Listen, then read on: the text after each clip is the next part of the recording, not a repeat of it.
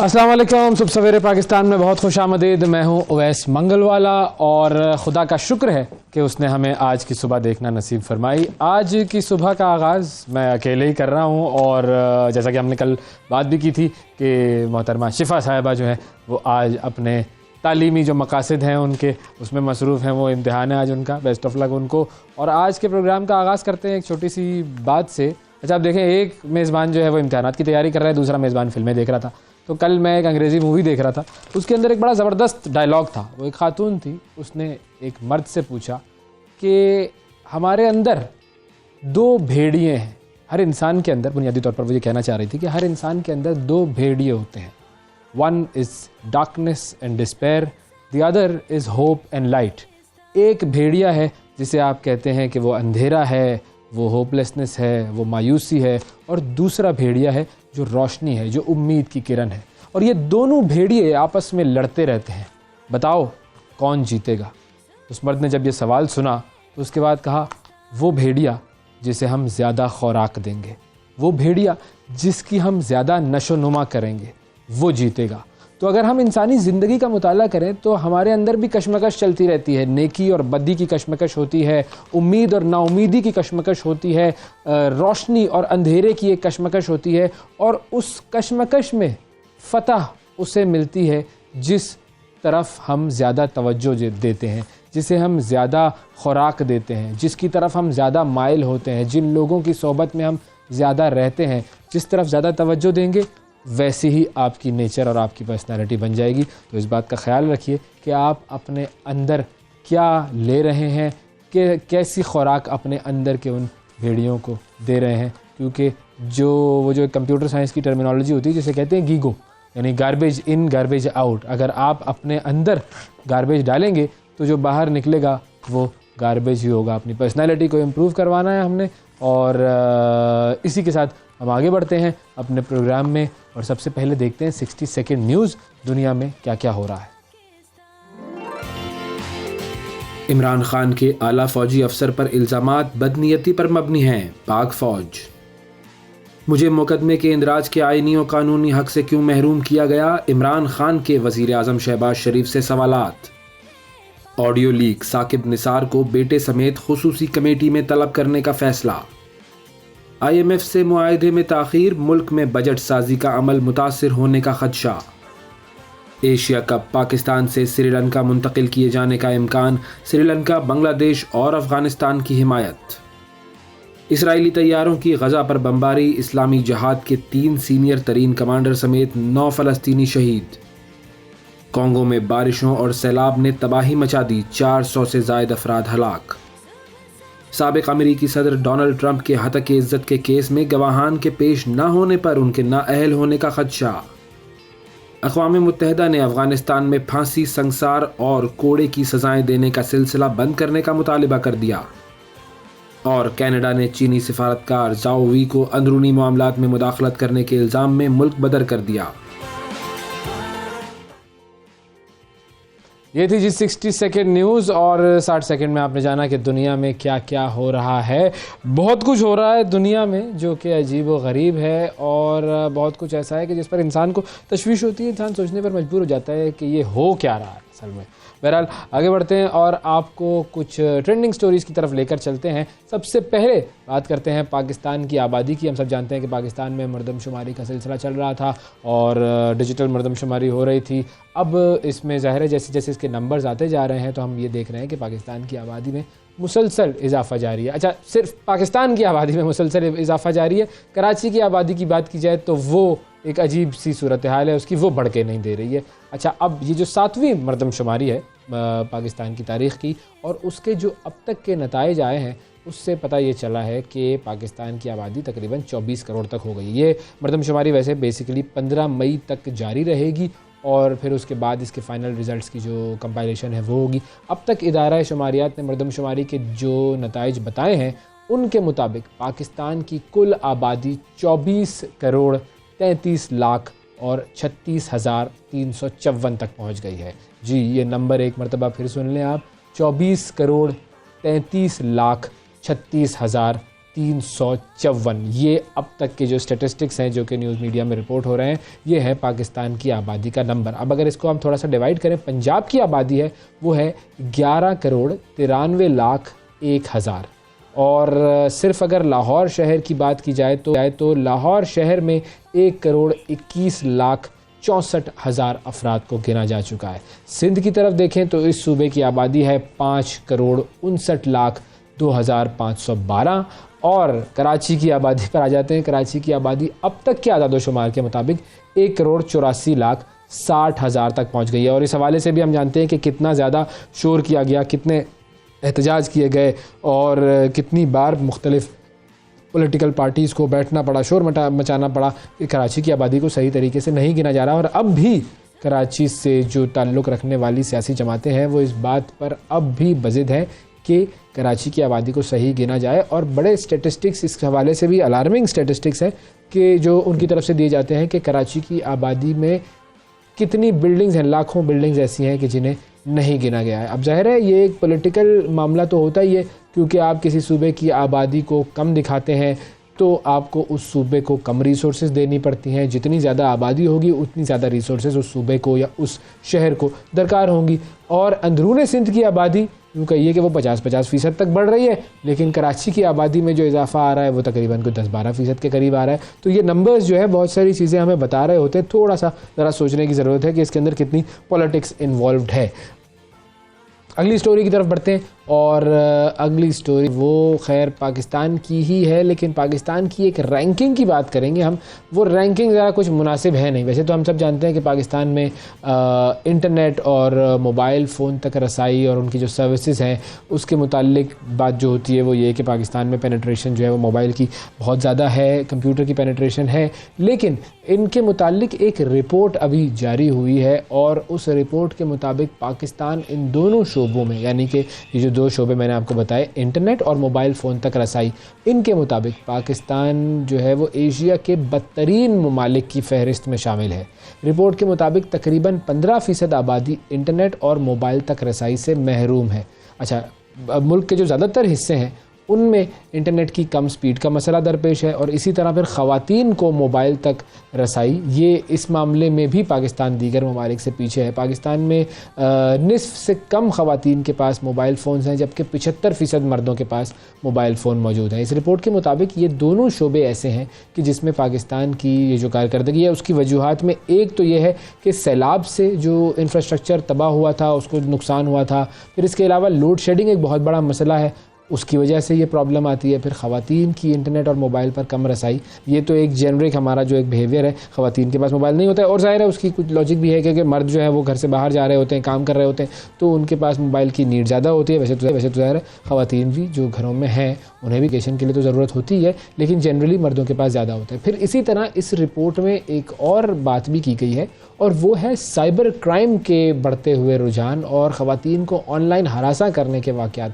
इसके भी alarming numbers हैं, उन पर भी तशवीश का इज़हार किया गया है। अच्छा, अब अगर हम देखें कि पाकिस्तान की आबादी को कंपेयर करें, हम 24 लाख के करीब पहुँच गए। अब जब आप 24.5 करोड़ तक पहुँच गए तो 24.5 करोड़ की जब आपकी आबादी है, ये आबादी अगर मुकम्मल तौर पर इंटरनेट से मुस्तफ़ीद हो, अगर उनके पास लैपटॉप्स हों, अगर उनके पास कंप्यूटर्स हों, तो ये आबादी पाकिस्तान के लिए कितनी बड़ी रिसोर्स बन सकती है, कितनी ज़्यादा रेमिटेंसेस ये जो बाहर से भेजते हैं। वो तो हम जानते हैं कि ये तमाम लोग हैं जो कि मुल्क से बाहर हैं, वो रेमिटेंसेस हमें भेज देते हैं, लेकिन ये तमाम लोग जो कि पाकिस्तान के अंदर मौजूद हैं ये भी इंटरनेट की मदद से काम करके बाहर से पैसा बहुत सारा मंगवा सकते हैं, वो अपने पैरों पर खड़े हो सकते हैं। उनकी भी सस्टेनेबिलिटी, क्योंकि इंटरनेट बिजनेसेस सारी दुनिया में इस वक्त चल रहे हैं और बड़े बड़े आप देखें मिसालें हमारे पास ऐसी मौजूद हैं कि जिसमें बच्चे काम कर रहे हैं, यंगस्टर्स काम कर रहे हैं और लाखों रुपए कमा रहे हैं। पाकिस्तान में भी ऐसी मिसालें मौजूद हैं। हमने आपकी मुलाकात भी करवाई है ऐसे लोगों से और हम आने वाले दिनों में मुलाकात भी करवाते रहेंगे। इस तरह के जो यंगस्टर्स हैं जो कि काम कर रहे हैं और लाखों रुपए कमा रहे हैं, मतलब आप यकीन मानिए कि उन्होंने इंटरनेट से ही काम करना सीखा और उधर ही काम करना शुरू किया और उसके बाद अब वो ऐसे एक्सपर्ट हो चुके हैं कि उन्होंने बिजनेसेस अपने बना लिए हैं। तो ये सारी चीज़ें जो हैं वो इंटरनेट के फ़वाइद हैं जो कि हमें अपनी आबादी को देने हैं। एक और ख़बर जो कि उसमें भी ज़ाहिर है पाकिस्तान इन्वॉल्व है और वो है एशिया कप के हवाले से। इस साल सितंबर में एशिया कप पाकिस्तान में मुनक़िद होना था, एशिया कप क्रिकेट टूर्नामेंट, लेकिन भारतीय हुकूमत ने एक बार फिर इसमें रोड़े अटकाने शुरू कर दिए। भारतीय हुकूमत ने कहा कि जी हम तो पाकिस्तान आएंगे नहीं खेलने के लिए। अच्छा, बाकी खेल के लिए पाकिस्तान के जो खिलाड़ी हैं वो भारत जाते रहते हैं, भारत के खिलाड़ी पाकिस्तान आते रहते हैं, सिर्फ और सिर्फ क्रिकेट का मसला है, क्योंकि ज़ाहिर है क्रिकेट की एक मार्केट बहुत बड़ी है, व्यूअरशिप उसकी बहुत ज़्यादा है। अब भारतीय हुकूमत ने अपने खिलाड़ियों को पाकिस्तान का वीज़ा देने से मुकम्मल तौर पर इनकार कर दिया, जिसके बाद पाकिस्तान क्रिकेट बोर्ड ने भारतीय मैच यूएई में, जबकि पाकिस्तान के जो मैचेस हैं वो होम ग्राउंड पर करवाने की तजवीज़ पेश की थी। ये एक तरह का यूँ कह लीजिए कि हाइब्रिड मॉडल था और इस पर बात चल रही है। अब भारतीय इदारे प्रेस ट्रस्ट ऑफ इंडिया उसने ये शोशा छोड़ा है कि एशियन क्रिकेट काउंसिल के रुकन ममालिक ने पाकिस्तान क्रिकेट बोर्ड की तजवीज़ मुस्तरद कर दी है और एशिया कप श्रीलंका मुंतकिल किया जा रहा है। और भारतीय मीडिया के मुताबिक सितंबर में यूएई में शदीद नमी का मौसम होता है, उसकी वजह से खिलाड़ियों के ज़ख्मी होने का अंदेशा होता है। और अगर ये खबर दुरुस्त हुई तो ये देखना होगा कि पाकिस्तान इस 6 मुल्की टूर्नामेंट में हिस्सा लेता है या एहतजाजन इसका बॉयकॉट कर देता है। हमने एक सर्वे भी किया था, उसका रिजल्ट भी आज आपको दिखाएंगे। वो कुछ दिन पहले वो सर्वे हुआ था, वो रह गया था, उसका सर्वे का जो रिजल्ट है वो हम आपको दिखा देंगे आज, क्योंकि बात वही है कि अगर इंडिया की टीम एशिया कप खेलने के लिए पाकिस्तान नहीं आती और पाकिस्तान को एशिया कप की मेज़बानी से हाथ धोने पड़ते हैं, तो फिर क्या पाकिस्तान को वर्ल्ड कप खेलने के लिए जाना चाहिए इंडिया या नहीं? ये सर्वे का रिजल्ट हम आपको थोड़ी देर में दे देते हैं। अगली स्टोरी की तरफ बढ़ते हैं जी। बड़ी मज़ेदार एक स्टोरी आई है। भरपूर नींद, गहरी नींद इंसानी जिस्म के लिए हम सब जानते हैं बड़ी बुनियादी ज़रूरत है, और सोना तो वाकई एक मशगला है, बहुत सारे लोगों का एक बड़ा मशगला होता है। और यही वजह है कि साइंस और टेक्नोलॉजी के ज़रिए नींद में बेहतरी के लिए बड़ी इजादात आती हैं सामने। अब एक ऐसा तकिया बनाया गया है जो न सिर्फ आपका मसाज करता है बल्कि आपके खराटों को भी रोकता है। तो जितने भी लोग खराटे लेते हैं और जितने भी मर्द और ख़वातीन हज़रात, ज़्यादातर मर्द जो खराटे लेते हैं, ख़वातीन बड़ा परेशान होती हैं उससे, तो उनके लिए ये बड़ी खुशखबरी है। इस तकिए के अंदर बेसिकली 4 बैग्स हैं, थैलियाँ जिनको आप कहें, वो सुकड़ती हैं और फैलती रहती हैं और यूँ सर एक ऐसी पोजीशन में आ जाता है जिससे खराटे रुक जाते हैं। और नींद के दौरान जो ही सोने वाला शख्स खराटे शुरू करता है, ये जो थैलियां हैं ये तकिए की पोजीशन को तब्दील कर देती हैं। अच्छा, इसके अंदर मसाज करने वाला निज़ाम भी रखा गया है जो कि गर्दन और कंधे का मसाज करके बड़ा सुकून पहुंचाता है और इंसान गहरी नींद सो जाता है। इस तकिए को आप रिमोट कंट्रोलर से भी चला सकते हैं और इसकी जो कीमत है, तारुफी कीमत जो इंट्रोडक्टरी प्राइस है इसकी, ये $190 रखी गई है और जल्द ही इसकी तिजारती पैमाने पर तैयारी शुरू हो जाएगी। ये देखें, बड़ी ज़बरदस्त साइंस की इजादात हम आपको बताते हैं ना, दुनिया में क्या क्या हो रहा है, कमाल चीज़ें। तो तकिए भी बन रहे हैं, तो देखें ये तकिया पाकिस्तान में कब आता है। अगली खबर की तरफ चलते हैं। ऑस्ट्रेलिया की एक खबर है जी। ऑस्ट्रेलिया की एक खातून के साथ क्या मामला हुआ ये ज़रा सुनिए और फिर आप सोचिए कि अगर आपके साथ ऐसा होता तो आप क्या करते। एक खातून लापरवाही की वजह से बहुत बड़े ख़तरे में गिर गई और उन्हें अपनी जान के लाले पड़ गए थे। लेलिन नामी खातून है, उन्होंने गाड़ी चलाते हुए एक गलत मोड़ लिया और एक ऐसे इलाके में जहाँ पहुँची जहाँ पर जंगल शुरू होता था, जंगल और ज़मीन बहुत ज़्यादा कीचड़ था, जंगल था। अब वो गलत मोड़ लेकर पहुँच गई वहाँ पर और उनकी गाड़ी इस कीचड़ में फंस गई।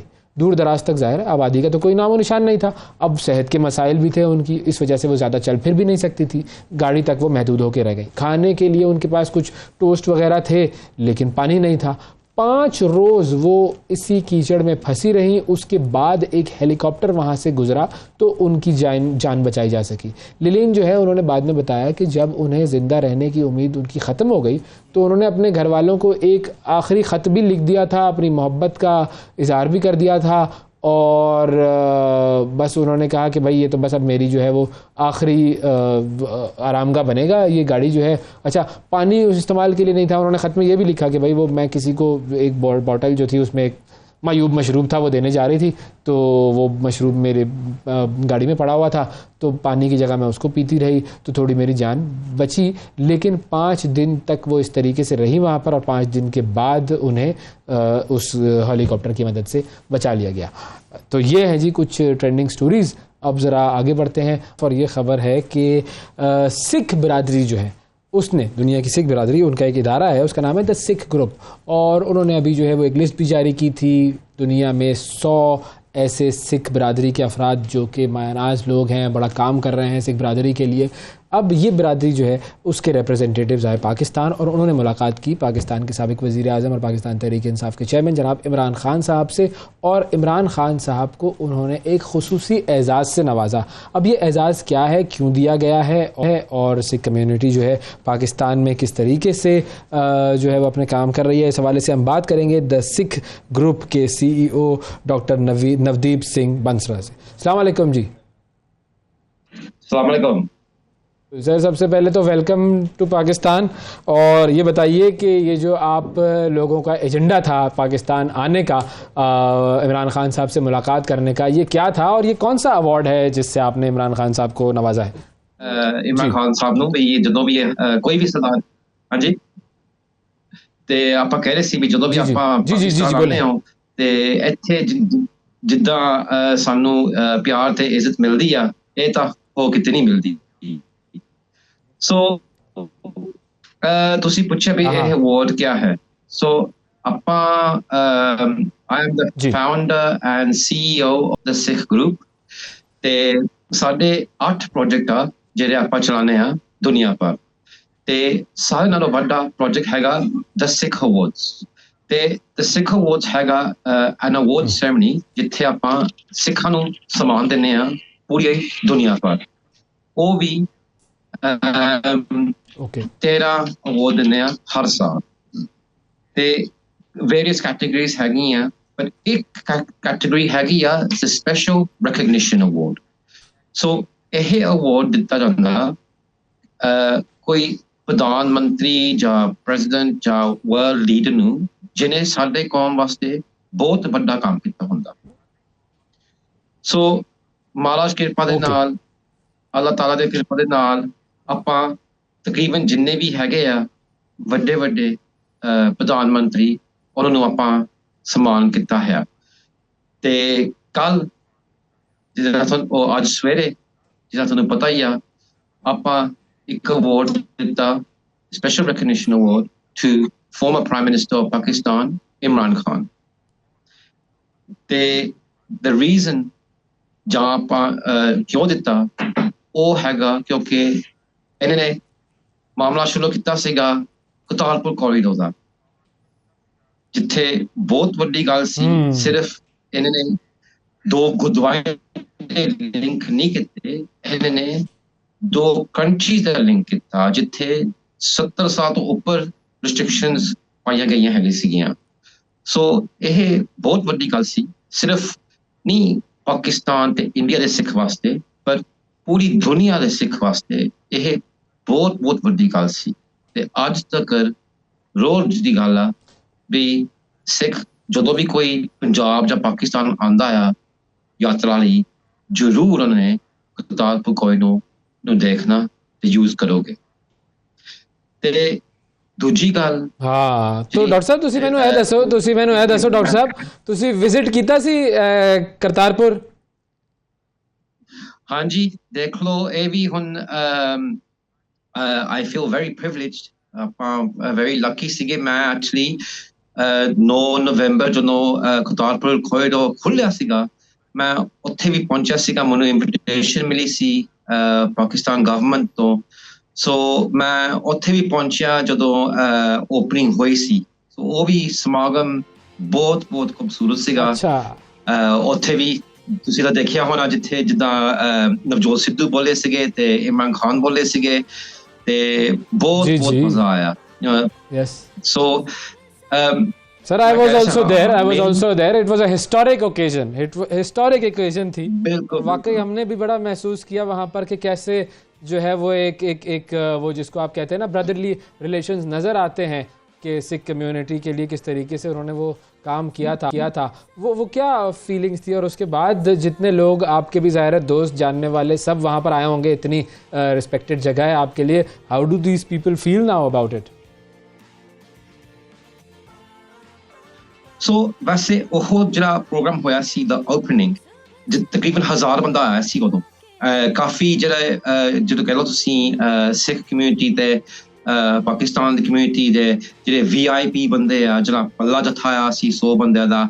ਸੋ ਇਹ ਸਾਰਿਆਂ ਨੂੰ ਬਹੁਤ pride ਦੀ ਗੱਲ ਸੀਗੀ. It was a very proud moment for the Sikh community to come to Pakistan and view and be a part of the opening. ਹੁਣ ਜਿੱਦਾਂ ਤੁਸੀਂ ਕਿਹਾ ਨਾ, ਇਹ ਤਾਂ ਹੁਣ ਸਾਰੀ ਜ਼ਿੰਦਗੀ ਪਰ ਸਾਡੇ ਨਾਲ ਰਹਿਣੀ ਆ ਵੀ ਆਪਾਂ both you and me were very lucky to be a part of that opening ceremony. So तो जब इमरान खान साहब को आपने ये अवार्ड दिया, तो इस अवार्ड में क्या है? वो मैं देख रहा हूँ विजुअल, वो कोई बड़ी तलवार सी या कोई कृपाल सी, कोई इस तरह क्या चीज़ है? वो क्या दिया गया है और इमरान खान साहब के क्या उस वक्त उनके जज्बात थे? So ਉਹਨੇ ਵੀ ਪੁੱਛਿਆ ਸੀ ਵੀ ਕਿਉਂ ਸਨਮਾਨ ਕੀਤਾ ਗਿਆ. ਸੋ ਆਪਾਂ ਪਹਿਲਾਂ ਦੱਸਿਆ ਸੀ ਵੀ ਕਰਤਾਰਪੁਰ ਕੋਰੀਡੋਰ ਦਾ. ਦੂਜੀ ਗੱਲ ਸੀਗੀ ਵੀ ਇਹਨਾਂ ਨੇ ਨਾਲੇ ਇੱਕ ਰੇਲਵੇ ਸਟੇਸ਼ਨ ਵੀ ਬਣਾਇਆ ਨਨਕਾਣਾ ਸਾਹਿਬ, ਜਿੱਥੇ ਨਾਮ ਲਿੱਤਾ ਹੋਇਆ ਗੁਰੂ ਨਾਨਕ ਦੇਵ ਜੀ ਦਾ. ਤੇ ਤੀਸਰੀ ਗੱਲ ਯੂਨੀਵਰਸਿਟੀ ਵੀ ਉੱਥੇ ਬਣੀ ਹੋਈ ਆ, ਉਹਦਾ ਵੀ ਨਾਮ ਗੁਰੂ ਨਾਨਕ ਦੇਵ ਜੀ ਦਾ ਲਿੱਤਾ ਹੋਇਆ. ਸੋ ਇਹ ਤਿੰਨ ਜਿਹੜੇ ਵੱਡੇ ਉਪਰਾਲੇ ਕੀਤੇ ਸੀਗੇ 2020-2019 ਦੇ ਵਿੱਚ, ਉਹਦੇ ਵਾਸਤੇ ਆਪਾਂ ਇਹ ਅਵਾਰਡ ਦਿੱਤਾ. ਤੇ ਜਦੋਂ ਆਪਾਂ ਦੱਸਿਆ ਇਹ ਗੱਲਾਂ, ਤੁਸੀਂ ਵੀਡੀਓ ਵਿੱਚ ਦੇਖਿਆ ਹੋਣਾ, ਮੁਲਾਜ਼ਾ ਤਾਂ ਉਹ ਵੀਡੀਓ ਤਾਂ ਵੌਇਸ ਦੀ ਆ ਰਹੀ ਨਹੀਂ, ਪਰ ਉਹ ਕਾਫੀ ਇਮੋਸ਼ਨਲ ਹੋ ਗਏ ਸੀਗੇ. ਤੇ ਉਹਨਾਂ ਨੇ ਵੀ ਕਿਹਾ ਵੀ ਤੁਹਾਡਾ ਬਹੁਤ ਬਹੁਤ ਧੰਨਵਾਦ. ਤੇ ਜਦੋਂ ਉਹਨੂੰ ਪਤਾ ਲੱਗ ਗਿਆ ਵੀ ਕਰਤਾਰਪੁਰ ਸਿੱਖਾਂ ਵਾਸਤੇ ਕੀ ਚੀਜ਼ ਆ, ਉਹਨੇ ਫਿਰ ਕਿਹਾ ਵੀ ਆਪਾਂ ਸਾਡੀ ਗਵਰਨਮੈਂਟ ਨੇ ਹਰ ਹਾਲਤ ਇਹ ਕਰਤਾਰਪੁਰ ਖੋਲ੍ਹਣਾ ਆ. ਤੇ ਇਹਨਾਂ ਨੇ ਉਹ ਨਾਲੇ ਵੀ ਕਿਹਾ ਸੀਗਾ ਵੀ the minorities should feel like one of our citizens. ਬਹੁਤ ਵੱਡੀ ਗੱਲ ਆ. ਤੇ ਜਿੱਦਾਂ this is the basic rule, the minorities should feel like one of our citizens and they should be given all rights, and this is what we try to do. This is the basic ideology of Pakistan. Thank you जी. हमारे साथ मौजूद थे doctor Navdeep Singh Bansal और the Sikh group के सी. उन्होंने इमरान खान साहब को अवार्ड दिया और बड़े ज़बरदस्त जज्बात हैं जी इनके. करतारपुर कॉरिडोर जब खुला और जो सारा वहाँ पर सिलसिला हुआ, वो एक ऐसा इंसिडेंट था, एक ऐसा वो बड़ा वाक़या था, हिस्टोरिक ओकेजन था कि जिसके ऊपर तमाम दुनिया से सिख बरादरी वहाँ पर आई और अब भी आती रहती है. और यही है ज़िंदा कौमों का तरीका कि वो हर एक के लिए अकोमोडेट करते हैं अपने आप को, हर एक को वो सर्विसेज देते हैं. वो चाहते हैं कि तमाम माइनॉरिटीज़ जो हैं बहुत अच्छे तरीके से इस मुल्क में रहें. वक्फा लेते हैं, वक्फे के बाद दोबारा हाजिर होंगे. Stay with us. सुबह सवेरे पाकिस्तान, सुबह सवेरे पाकिस्तान, सुबह सवेरे पाकिस्तान. Welcome back. सुबह सवेरे पाकिस्तान में एक मरतबा फिर खुशामदीद. जो गुज़िश्ता वीकेंड जो गुज़रा है, हफ्ते को आपने देखा कि जी बरतानिया में बादशाह चार्ल्स सोएम की जो तकरीब ताजपोशी थी, सारी दुनिया में उसे देखा गया. एक बहुत बड़ा इवेंट था, एक बहुत हिस्टोरिक इवेंट था. और क्या उस तकरीब की शान शौकत थी. जिन सब लोगों ने इस तकरीब को टेलीविज़न स्क्रीन्स पर देखा, उन सब ने ये जाना कि जी किस तरीके से एक पूरा प्रोसेस, एक अमल में लाया जाता है. और ज़ाहिर है हम जो इस जनरेशन से ताल्लुक़ रखते हैं, हमने पहली मरतबा इस तरह की कोई चीज़ अपनी ज़िंदगी में देखी. इससे पहले हम जो रॉयल फैमिली थी उनकी वेडिंग्स तो देखते थे, लेकिन ये जो सेरेमनी थी इसकी एक अलग इसका एक लेवल था. और इससे पहले जब मलिका साहिबा की जो ताजपोशी हुई थी, वो ज़ाहिर है हमारी जनरेशन ने नहीं देखी थी. अब ये जो कॉरोनेशन सेरेमनी थी, इसकी इम्पोर्टेंस क्या है, क्या इसकी सिग्निफिकेंस है बरतानिया के लिए, पाकिस्तान के लिए, इस हवाले से हम बात करेंगे. और हमारे साथ आज एक बहुत ख़ास मेहमान मौजूद हैं. हमारे साथ मौजूद हैं जो मोयर, जो कि डेवलपमेंट डायरेक्टर हैं ब्रिटिश हाई कमीशन की इस्लामाबाद में. उनसे हम बात करते हैं. हेलो, अस्सलाम वालेकुम जो. Assalamu alaikum. Thank you so much for having me. Welcome to the show. And first of all, if you can explain what exactly is your job as a development director, what do you do?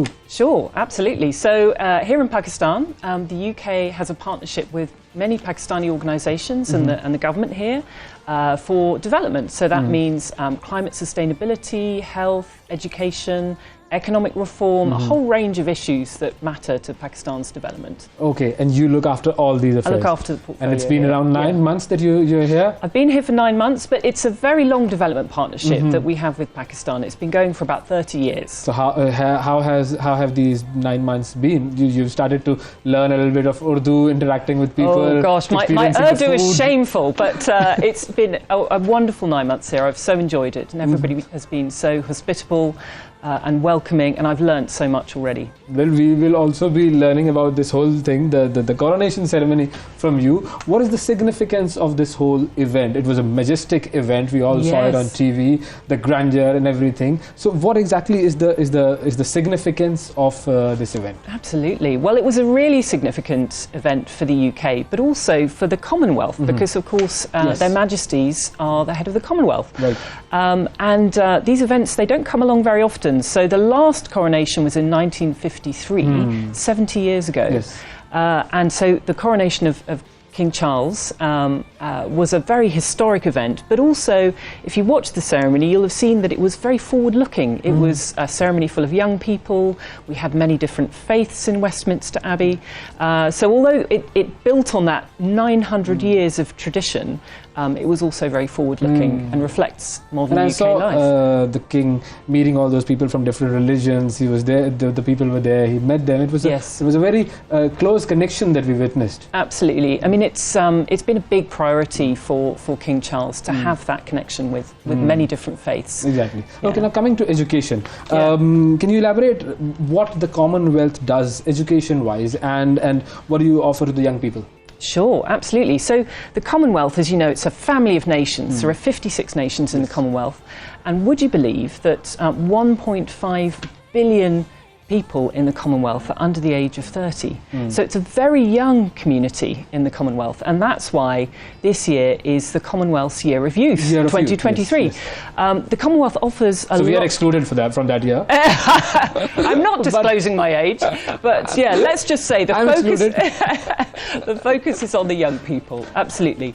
And the Commonwealth has a whole range of initiatives for young people. So, for instance, here in Pakistan, the Queen's Commonwealth Trust has opened up a chapter Okay. here, and they give support to young entrepreneurs in Pakistan to help them network with each other and also to get into their sectors, whether that's education or agriculture, inclusion or community. So, yeah, there are lots Okay. of different initiatives going on. And you have this campaign also, which is read 1 hour a day. So let's watch this video. पहले हम एक video देखते हैं, उसके बाद फिर हम इस पर बात करते हैं कि ये कैंपेन है क्या.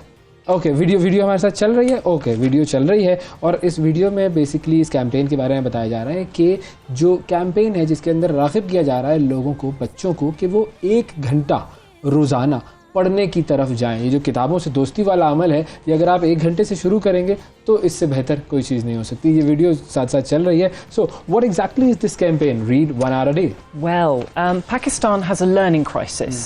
Very sadly, 8 out of 10 children can't read a simple paragraph by the age of 10. And of course, the floods and COVID-19, that's meant that many Yes, more that children multiplied the have fact, dropped yes. out of school. So we are running a campaign together with our partners here in Pakistan to encourage all children to read for 1 hour a day, whether that's partly at school, partly at home, reading with parents. Very important. It's so important for foundational learning. It really is the building block to help you unlock lifelong learning. And what about girls' education? That is also a very important area. Absolutely. So we've been working for a long time on girls' education here in Pakistan. Girls have a right to education, and they have a right Absolutely. to 12 years of education. That's the key. Ensure that girls stay in school throughout their secondary years. It makes an enormous difference to their future lives and the lives of their family. For And to the instance- future of the country as well. Absolutely, absolutely, to the economic potential of Pakistan. We know that when girls are educated, they tend to have smaller, healthier families. Their earnings later in life increase by 20% for every extra year of education they have. So this is a really important issue. It's a game changer for development. It is. Okay, and now since you mentioned the floods, let's talk about the assistance that you're providing and the initiatives related to flood activities that you're doing. Sure. Because as you know, that floods, it was the most devastating floods that we've experienced. Sure, absolutely. No, the floods have been absolutely devastating, and I've witnessed firsthand, some of those villages that have been waterlogged for months. It's Washed really out, terrible. yes. Yeah, just washed out. In terms of education, Pakistan has a large number of children that are out of school, sadly, but that was exacerbated by the floods. We think about 3.5 million more children are out of school as a result of the floods. That's about 25 million children out of school here. So we've been doing a whole range of things. I think our total contribution to the floods so far is about £40 million. And then in addition, UK citizens have contributed £40 million as well. So it's a significant UK contribution, and a good portion of that has gone to ensuring that children are getting back into school. So we've provided back to school kits for 40,000 children. We worked across Sindh and KP and Punjab to ensure that thousands more children get access to education, even if it's just through a temporary learning situation, just to ensure they're not dropping out of school completely. Some really great initiatives by you and your government, Joe, and we hope that this partnership continues, and we hope that the stay of yours in Pakistan is great. Fantastic. I'm sure it will be. Thank you so much for having me. Thank you. नाज़रीन, वक्फा लेते हैं, वक्फे के बाद दोबारा हाजिर होंगे. Stay with us. सुबह सवेरे पाकिस्तान, सुबह सवेरे पाकिस्तान, सुबह सवेरे पाकिस्तान.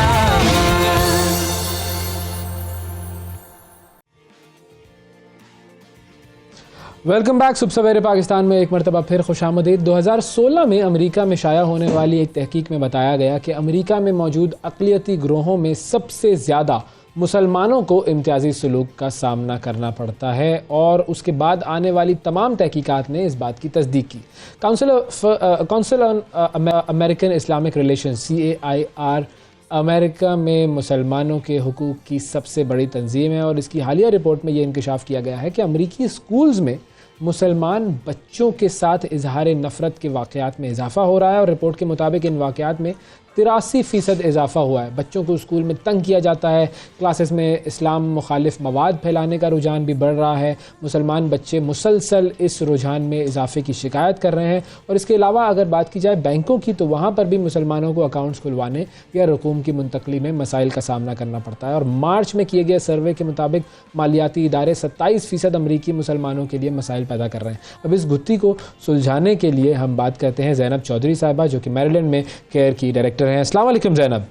वालेकुम सलाम. ज़ैनब, मुझे ये बताइए कि ये जो रिपोर्ट है आप लोगों ने जो शाया की है, जिसके अंदर ये बताया गया है कि जो बच्चे हैं वो सबसे ज़्यादा डिस्क्रिमिनेशन फेस करते हैं अमेरिकन स्कूल्स में, अमेरिकन माशरे में, इसकी डिटेल्स क्या हैं? Sure. So my organization, the Council on American Islamic Relations, we track and monitor जो मतलब मुसलमानों के खिलाफ जो हादसे होते हैं, hate crimes, bias incidents, discrimination, harassment, bullying, काफ़ी किस्म की जो मतलब जैसे discrimination complaints आती हैं हमारी आपस में मुख्तलिफ from different parts of society. तो our reports, our research shows कि जो मुसलमान बच्चे हैं यहाँ पे हमारी society में, उनको काफ़ी हद तक मतलब जैसे मुश्किलात बर्दाश्त करनी पड़ रही है. They are really being targeted because of their religion, their race, and their ethnicity.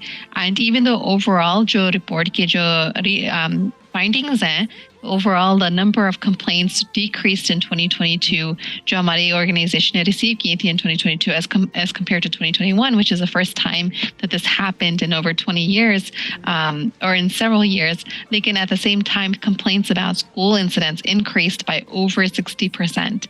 और ये this is a very disturbing phenomenon. लेकिन जो जिस किस्म की complaints आती है हमारे आपस में, उसके मुताबिक it does fall in line with that, because many of the complaints that we do receive are from parents and their children जो जिनको मतलब जैसे मुश्किलात बर्दाश्त करनी पड़ी है स्कूलों में. अच्छा, अब ये किस तरह की मुश्किलात होती हैं? Can you elaborate it a little bit, and can you give us some specific incidents as to what happened with them? Yeah, of course. So one particular incident यहाँ पे जो Maryland में यहाँ पे बच्ची थी, she's in middle school, तो वो हिजाब लेती है सर पे ना, वो दुपट्टा जैसे पर्दा करती है, तो उसकी जो क्लासमेट्स हैं उसका हिजाब को उतार कर तो उसको गले में जैसे दबाने की कोशिश की थी बाथरूम में. She went to use the restroom at school and they tried to choke her with her hijab, and they called her very bigoted slurs, and they basically told her to go back to where you came from. ये जो बच्ची थी actually Afghanistan से नहीं आई थी अपनी family के साथ, तो उसके लिए जैसे बहुत शॉक गुजरा था कि उसने कभी एक्सपेक्ट नहीं था किया कि उसके साथ ऐसे हादसा होगा. और ये in this particular case it was very egregious because इस केस में ये एक टीचर था उसी स्कूल में जिसने उस बच्ची को ना बाथरूम में बंद किया था। तो जब बच्चे को बाथरूम में बंद किया था, there were other students in the bathroom at the same time, तो they started attacking her। तो तकरीबन आधे घंटे के लिए वो बच्ची बाथरूम में बंद रही थी, तो उसको काफ़ी मतलब जैसे मुश्किल ordeal हुआ था। So we were able to get justice for her. We were able to work with the school system to make sure कि वो जो टीचर है वो बच्चों के साथ उसका नहीं होता है मतलब राब्ता, like he's not able to teach children anymore, and we had Bilkul, yeah. And we had like other sorts of steps that we required of the school system to make sure that they were taking these incidents seriously. Because one of the other things that we've seen is when these kind of incidents happen, sometimes jo school systems, they don't take them seriously. They try to brush them under the rug, or they, try to minimize it because for different reasons, right? Like in hamare jo priority, it's the safety and security of our communities. And every child, especially Muslim children, have the right to feel safe and included and visible in schools. So the report that we published earlier this year, it really highlights the fact that we need to invest more resources and attention towards making sure that children feel protected. Okay अच्छा, मुझे ये भी बताएं कि अब जैसे हमने इसमें जिक्र ये किया कि एक तो सबसे पहले ये बताएं कि बिकॉज यू आल्सो टेक हिजाब, अब आपको अपने हिजाब की वजह से कभी इस तरह की डिस्क्रिमिनेशन का सामना करना पड़ा है? I actually started wearing hijab जब मैं 19 years old थी. So जब मैं in my elementary school, middle school, I did not wear hijab. So after I started wearing hijab, होता है बाज़ का इतना ज़्यादा नहीं है. I'm very confident in my Muslim identity. I'm a proud daughter of Pakistani immigrants. और मेरे लिए ये मेरी like it's a part of my identity. So मुझे इतना ज़्यादा मतलब जैसे like महसूस नहीं होता है. Lekin we do receive complaints very frequently of people who are visibly Muslim, whether they have a beard, whether they wear kufi, whether they wear salwar kameez or hijab. मतलब बाज़ का होता है. Some areas में ज़्यादा होता है than other areas. Like definitely there is a problem with some people feeling that they're being targeted because of their religion. Or हमारी ये कोशिश होती है that we want our communities to feel confident and to feel that they belong. Nobody should ever have to feel that they have to give up their hijab or that they have to give up their Islamic identity to feel safe. तो ये हमारी कोशिश होती है. Absolutely, and one should be proud of their identity. और ज़ाहिर है उसके अंदर problems आएंगी आपको, but you need to be confident enough कि हम उस problems के खिलाफ खड़े हों. The other thing which I want to touch upon was कि जो स्कूलों में जो करिकुलम पढ़ाया जाता है उसमें कौन सी ऐसी चीज़ें हैं जिसको हम कहेंगे कि they contradict or conflict with our Islamic identity? वो मतलब जैसे आजकल ज़्यादा ये हो रहा है कि ये जो ह्यूमन सेक्सुअलिटी और जो LGBTQ प्लस जो वैल्यूज़ हैं जो स्कूल्स में पढ़ाए जा रहे हैं, काफ़ी पेरेंट्स ने हमें कांटेक्ट किया और वो अपने बच्चों को मतलब ऑप्ट आउट करवाना चाहते हैं. बाज़ का ये होता है कि मतलब जैसे एलिमेंट्री स्कूल चिल्ड्रन जो प्री-K, किंडरगार्टन, फर्स्ट ग्रेड जो बिल्कुल छोटे बच्चे हैं उनको क्लासों में मतलब इस तरह की चीज़ें पढ़ाई जा रही हैं और डिस्कस की जा रही हैं. और पेरेंट्स का ये होता है कि वो चाहते हैं कि वो खुद अपने बच्चों के साथ ये डिस्कशंस करें और उनको मतलब उनकी तरबियत करें. तो ये पब्लिक स्कूल सिस्टम खासकर जो है ये their curriculums are changing और वो ये कोशिश कर रहे हैं कि इस तरह की ज़्यादा सब्जेक्ट्स इंट्रोड्यूस करने की. और one of the reasons for that is because we are seeing an uptick in hate crimes against those communities. तो वो कोशिश कर रहे हैं कि मतलब जैसे ज़्यादा टॉलरेंस हो. लेकिन ये भी बहुत ज़रूरी है कि टॉलरेंस करते एक कम्युनिटी के लिए दूसरी कम्युनिटी के ख़िलाफ़ मतलब उनके राइट्स ना वायलेट हों. और हमारी ये कोशिश है कि स्कूल्स के साथ ये राब्ता करने के लिए अगर गवर्नमेंट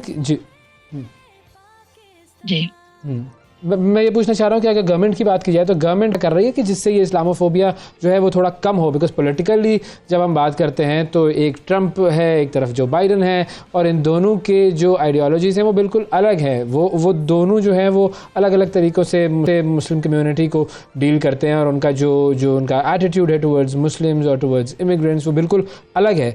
तो उन दोनों की तरफ से या जो गवर्नमेंट है उसकी तरफ से कोई ऐसी चीज़ जिससे लगे कि ये इसमें the serious in combating Islamophobia?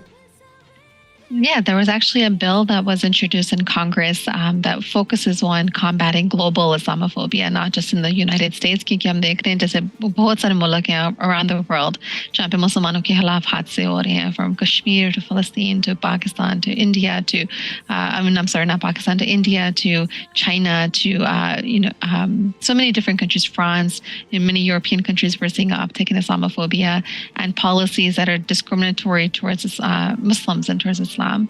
So with this particular bill that was introduced to Congress, my organization made this a priority during our Muslim Lobby Day on Capitol Hill, where we met with members of Congress and we urged them to pass this particular bill.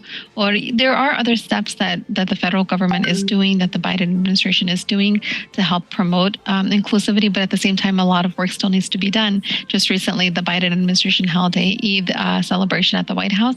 But wahan pe one of the most most well-known Muslim politicians in the United States, a mayor in New Jersey, who was Muslim, was denied entry by the Secret Service. And this is somebody who, is so well known in the community. He has been a staple of the New Jersey Muslim community for many years. He's one of the longest elected officials in Muslim elected officials in the history of the country, and he was denied entry to the White House by the Secret Service. And part of it is because of these discriminatory watch lists, जहाँ पे मुसलमानों के नाम उसमें शामिल हो जाते हैं, तो मुसलमानों को पता नहीं होता कि किस वजह से their names have been added. And so we're calling for greater transparency. And in the report that we published, we've actually listed recommendations that we're calling on all levels of the government, federal, state, and local, to incorporate these changes and make sure that our communities are not being treated wrongly or unfairly, and there is justice. Right. Thank you Zainab, thank you, बहुत शुक्रिया आपका कि आपने time दिया हमें, और बहुत अहम इशू था जिसके ऊपर बात करना बड़ा ज़रूरी थी. We pray for the safety of all the children and the adults obviously जो कि इस्लामोफोबिया फेस कर रहे हैं. बहुत शुक्रिया आपका. Now moving on to Peshawar. आप ख़बरों में सुन भी रहे हैं, देख भी रहे हैं कि जो आटे का क्राइसिस है वो बहुत बढ़ चुका है. आटे की और रोटी की कीमतों में इजाफा हो गया है, महंगाई जो है उससे आवाम परेशान है. तो हमारे नुमाइंदे हैं जी ज़ीशान काकाखेल, उनसे हम जानते हैं कि केपी में, पेशावर में आटे की क्या सूरत हाल है. जी बताइएगा प्लीज़ ज़ीशान. अवैस, बहुत शुक्रिया, सुबह बखैर. महंगाई से जो है शहरी काफ़ी ज़्यादा परेशान दिखाई दे रहे हैं. पेशावर के हर दूसरा फ़र्द जो है महंगाई का रोना रो रहे हैं. हम मुख्तलिफ़ बाज़ारों का हमने विज़िट किया और जहाँ भी लोगों से मिले तो वो यही फरियाद कर रहे थे कि महंगाई ने अब उनकी जो कमर है वो तोड़ दी, क्योंकि जब आटा ख़रीदने जाते तो घी, चीनी और दूसरी चीज़ें नहीं ख़रीद पाते. इस वक्त मिक्स आटे का तेला जो है 3400 रुपये में मिल रहा है. फ़ाइन आटे का तेला 3600 और 3700 रुपये फ़ी तेला जो है 20 किलोग्राम का पहुंच गया है. दालों को अगर देखा जाए तो लोबिया 420 रुपये फ़ी किलो में मिल रहा है. सेला चावल 350 रुपये तक कम मिल रहा है. इस तरह सब्ज़ी की बात की जाए तो आलू जो आम खाने वाली सब्ज़ी है उसकी कीमत 80 से लेकर 100 रुपये फ़ी किलो मुकर्रर है. फ़ी किलो ज़िंदा मुर्गी की कीमत जो है वो 415 रुपये फ़ी किलो मुकर्रर की गई है. इस तरह गोश्त का तो कोई सोच भी नहीं सकता, 700 से लेकर 750 रुपये फ़ी किलो गोश्त जो है वो मिला है. तो शहरी यही कह रहे हैं कि महंगाई अब जो है वो हद से बढ़ गई है. रोज़गार है नहीं. रोज़मर्रा अगर दिहाड़ी को देखा जाए तो दिहाड़ी जो है वो 700 और 800 रुपये से योमिया ज़्यादा कहीं पर नहीं मिल रहा. अक्सर जो दिहाड़ीदार हैं, मज़दूर हैं, वो पूरा दिन दिहाड़ी का इंतज़ार करते हैं लेकिन उनको नहीं मिल पाता, क्योंकि महंगाई इतनी हो गई है कि कंस्ट्रक्शन का कारोबार जो है ठप होकर पड़ा है. इस तरह दूसरे जो काम हैं वो भी ठप हो गए हैं. तो जो मज़दूर हैं, दिहाड़ीदार हैं, उनके मुताबिक अब महंगाई काफ़ी ज़्यादा बढ़ गई है. इस मौजूदा सूरत हाल में जीना जो है उनका मुहाल हो गया है और मज़ीद जो है वो महंगाई बर्दाश्त नहीं कर सकते. जी बहुत शुक्रिया जी. ज़ीशान काकाखेल हमारे साथ मौजूद थे और केपी में आटे के क्राइसिस और महंगाई के हवाले से हमें आगाह कर रहे थे. वक्फा लेते हैं, वक्फे के बाद दोबारा हाजिर होंगे. हमारे साथ रहिएगा. सुबह सवेरे पाकिस्तान, सुबह सवेरे पाकिस्तान, सुबह सवेरे पाकिस्तान.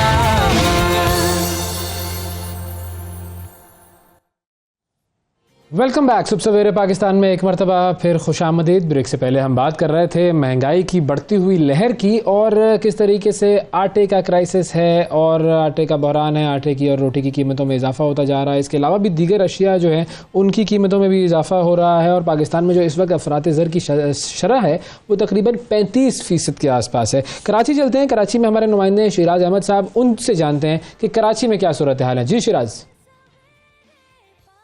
जी बिल्कुल, शहर कायद में बढ़ती हुई महंगाई ने अवाम की कमर तोड़ कर रख दी है और खाने पीने की अशिया की कीमतों में आए रोज इजाफा हो जाता है, जिसकी वजह से शहरियों के लिए अशिया का हुसूल मुश्किल तर होता चला जा रहा है। अशिया खुरनोश की अगर कीमतों की बात की जाए तो इस वक्त शहर कायद में आटे की फी किलो कीमत 150 से 160 रुपए फी किलो की सतह पर जा पहुंची है, जबकि दालें इस वक्त 250 रुपए फी किलो से लेकर 350 रुपए फी किलो तक जा पहुंची है। इस हवाले से शहरियों की जानिब से यही मौक़िफ़ अख्तियार किया जा रहा है। अवाम के लिए अब दाल रोटी का हुसूल भी मुमकिन नहीं रहा है, जबकि सब्जियों की कीमतें भी आसमान से बातें कर रही हैं। प्याज, आलू, टमाटर जैसी लाजमी जुज भी 70 से 80 रुपए फी किलो की सतह पर आ गई हैं, जबकि मौसमी सब्जियां 100 से 150 रुपए फी किलो के हिसाब से फरोख्त हो रही हैं। इसी तरह गोश्त खाना तो अब शहरियों के बस में ही नहीं रहा है। शहर कायद में मटन की फी किलो कीमत 1800 रुपए फी किलो जा पहुंची है, जबकि बीफ 850 से 900 रुपए, जबकि चिकन 650 से 700 रुपए फी किलो के हिसाब से इस वक्त मार्केट में फरोख्त हो रही है। इस हवाले से शहरियों की जानिब से यही मौक़िफ़ इख्तियार किया जा रहा है कि हुकूमतों की जानिब से बुलंद बांग दावे तो खूब किए जाते हैं, प्राइस कंट्रोल कमेटियां बना दी जाती हैं, लेकिन अमली इकदामात कहीं भी दिखाई नहीं देते। मुनाफाखोर और दुकानदार, चाहे वो दीगर रिटेलर्स हों, सभी की जानिब से मन माने निरखों पर अशिया खुरनोश की फरोख्त का जो सिलसिला है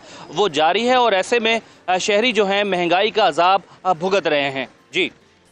जी, महंगाई के अजाब के हवाले से बात हो रही थी। बहुत शुक्रिया शिराज। अब ज़रा इस्लामाबाद की तरफ नज़र दौड़ाते हैं और जानते हैं बिलाल आफरीदी से कि इस्लामाबाद में क्या सूरत हाल है। जी बिलाल, बताइएगा। आज बिल्कुल दीगर शहरों की तरह इस्लामाबाद में भी महंगाई की शरह जो है वो बहुत ज़्यादा बढ़ चुकी है। जो शहरी हैं वो महंगाई से काफ़ी ज़्यादा परेशान दिखाई देते हैं। हफ्तावार इदारा शुमारियात की अगर बात की जाए उनकी रिपोर्ट की तो 1.05% तक जो है वो हफ्तावार महंगाई में इजाफा हुआ है, जबकि मजमूई तौर पर जो महंगाई की शरह है वो 48 से जो है वो बढ़ चुकी है, 48% से भी बढ़ चुकी है। अशिया ज़रूरियात की जो बुनियादी चीज़ें हैं जैसे कि आटा है, घी, दाल, चीनी, गोश्त है, चिकन है और दीगर इस तरह की जो अशिया ज़रूरियात की बुनियादी चीज़ें हैं उनकी कीमतें जो है वो काफ़ी हद तक बढ़ चुकी हैं। जबकि इसके साथ साथ सिर्फ यही नहीं कि कीमतें बढ़ चुकी हैं, जबकि ज़िली इंतज़ामिया की जानिब से चेक एंड बैलेंस ना होने की वजह से इस्लामाबाद में बहुत सारी जगहों पर, बहुत सारी मार्केटों से ये भी शिकायत आ रही है कि दुकानदार अपनी मर्ज़ी के रेट जो हैं वो लगाते हैं और शहरी जो कि पहले ही महंगाई से काफ़ी ज़्यादा तंग है, दुकानदार जो है वो अपने प्रॉफिट के लिए जो मज़ीद चीज़ों को महंगा भी फ़रोख्त कर रहे हैं। तो इदारा शुमारियात की अगर रिपोर्ट की बात की जाए तो मजमूई तौर पर मुल्क भर में जिन अफराद की सैलरी 44,000 रुपये तक है उनके लिए महंगाई की शरह जो है वो 49.75% तक बढ़ चुकी है, जबकि इस दौरान 30 अशिया ज़रूरिया जो है वो महंगी हुई हैं, जबकि 9 अशिया ज़रूरिया की कीमतों में जो है वो मामूली सी कमी आई है, जबकि 12 अशिया ज़रूरिया जो है उनकी कीमतों में उनकी कीमतें जो है मुस्तहकम रही हैं। जी बहुत शुक्रिया जी। बात हो रही थी महंगाई के हवाले से और अब हम अपने प्रोग्राम में एक ऐसी ख़ास शख्सियत से आपकी मुलाकात करवाएंगे कि आप सब ज़ाहिर है इनसे बखूबी वाकिफ़ हैं। लाहौर में पैदा हुए, लाहौर से ही ताल्लुक़ रखते हैं। पाकिस्तान के मशहूर मुसन्निफ़, एक उम्दा शायर, एक उम्दा डायरेक्टर, प्रोड्यूसर, फ़िल्मों की कहानियाँ लिखी, मुख्तलिफ़ ड्रामे लिखे, फ़िल्में प्रोड्यूस की। पाकिस्तान की जो ड्रामा इंडस्ट्री है अगर उसकी बात की जाए तो उसमें कई यादगार ड्रामे, कई लाफानी किरदार इन्होंने अता किए। और अगर इनके ड्रामों की बात की जाए, इनके लिखे हुए ड्रामों की बात की जाए तो बूटा फ्रॉम टोबा टेक सिंह, लंडा लंडा बाज़ार, प्यारे अफजल, मेरे पास तुम हो, एक तवील फहरिस्त है जिन्हें देखकर अंदाज़ा होता है कि ये शख्स इंसानी नफ्सियात को किस कदर गहराई से मुताला करता है और फिर समझता है। उनके कई ड्रामों का इख्तिताम ऐसा होता है कि वो जो ग्रीक ट्रेजेडीज़ होती है ना, यूनानी अलमिया जिसे कहा जाता है, उसके मुतालिक अरस्तू ने कहा था कि ऐसा इख्तिताम ड्रामा देखने वालों में कथारसिस पैदा कर लेता है। तो बहुत सारे ड्रामे इनके ऐसे हैं कि जब इंसान इनको देखता है तो इंसान अपना कथारसिस करता है। अब इनसे हम खुद पूछेंगे कि जब वो ड्रामा लिखते हैं तो क्या मुसन्निफ़ का भी कतारसिस होता है या फिर वो अपनी जो तख्लीक है उसके दर्द को सीने से लगाया हुआ फिरता है। इसके अलावा उनकी शोहरत एक और भी है, और वो शोहरत ये है कि बग़ैर किसी से डरे, बग़ैर किसी की परवाह किए बग़ैर अपनी बात, अपना नज़रिया, अपना मौक़िफ़ धड़ल्ले से बयान करते हैं, और यही उनकी जो स्ट्रेंथ है, स्ट्रेंथ ऑफ कैरेक्टर और स्ट्रेंथ ऑफ कन्विक्शन, उसको ज़ाहिर करता है। पाकिस्तानी समाज का जब ये तज्ज़िया करते हैं तो इनके अल्फाज एक सर्जन के निश्तर की तरह तेज़ महसूस होते हैं। हमारे साथ मौजूद है पाकिस्तान के नामवर ड्रामा निगार, डायरेक्टर, शायर जनाब खलीलुर रहमान कमर साहब। अस्सलाम वालेकुम सर। अस्सलाम वालेकुम जनाब, कैसे हैं आप? बिल्कुल ठीक सर, अल्लाह का शुक्र, बहुत शुक्रिया सर, आपने प्रोग्राम के लिए वक्त दिया सर। हमारी आवाज़ में थोड़ा सा वो डिले होगा तो उसको थोड़ा सा हमें मैनेज करना पड़ेगा। आपसे मिलने को हम आए हैं तो उम्मीद है कि आपको अंदर जाके बुलाना नहीं पड़ेगा अपने आप को। नहीं, मैं रात भर से जाग रहा हूँ। मैंने मिन्नत भी की थी कि नॉर्मली मैं मॉर्निंग शोज पे नहीं जा रहा आजकल, बिकॉज मैं डेंगू हुआ मुझे कुछ देर पहले, तो उसकी वजह से मेरी रूटीन बिल्कुल खराब हो चुकी है। तो बहरहाल हमारी तरफ से माजरत, लेकिन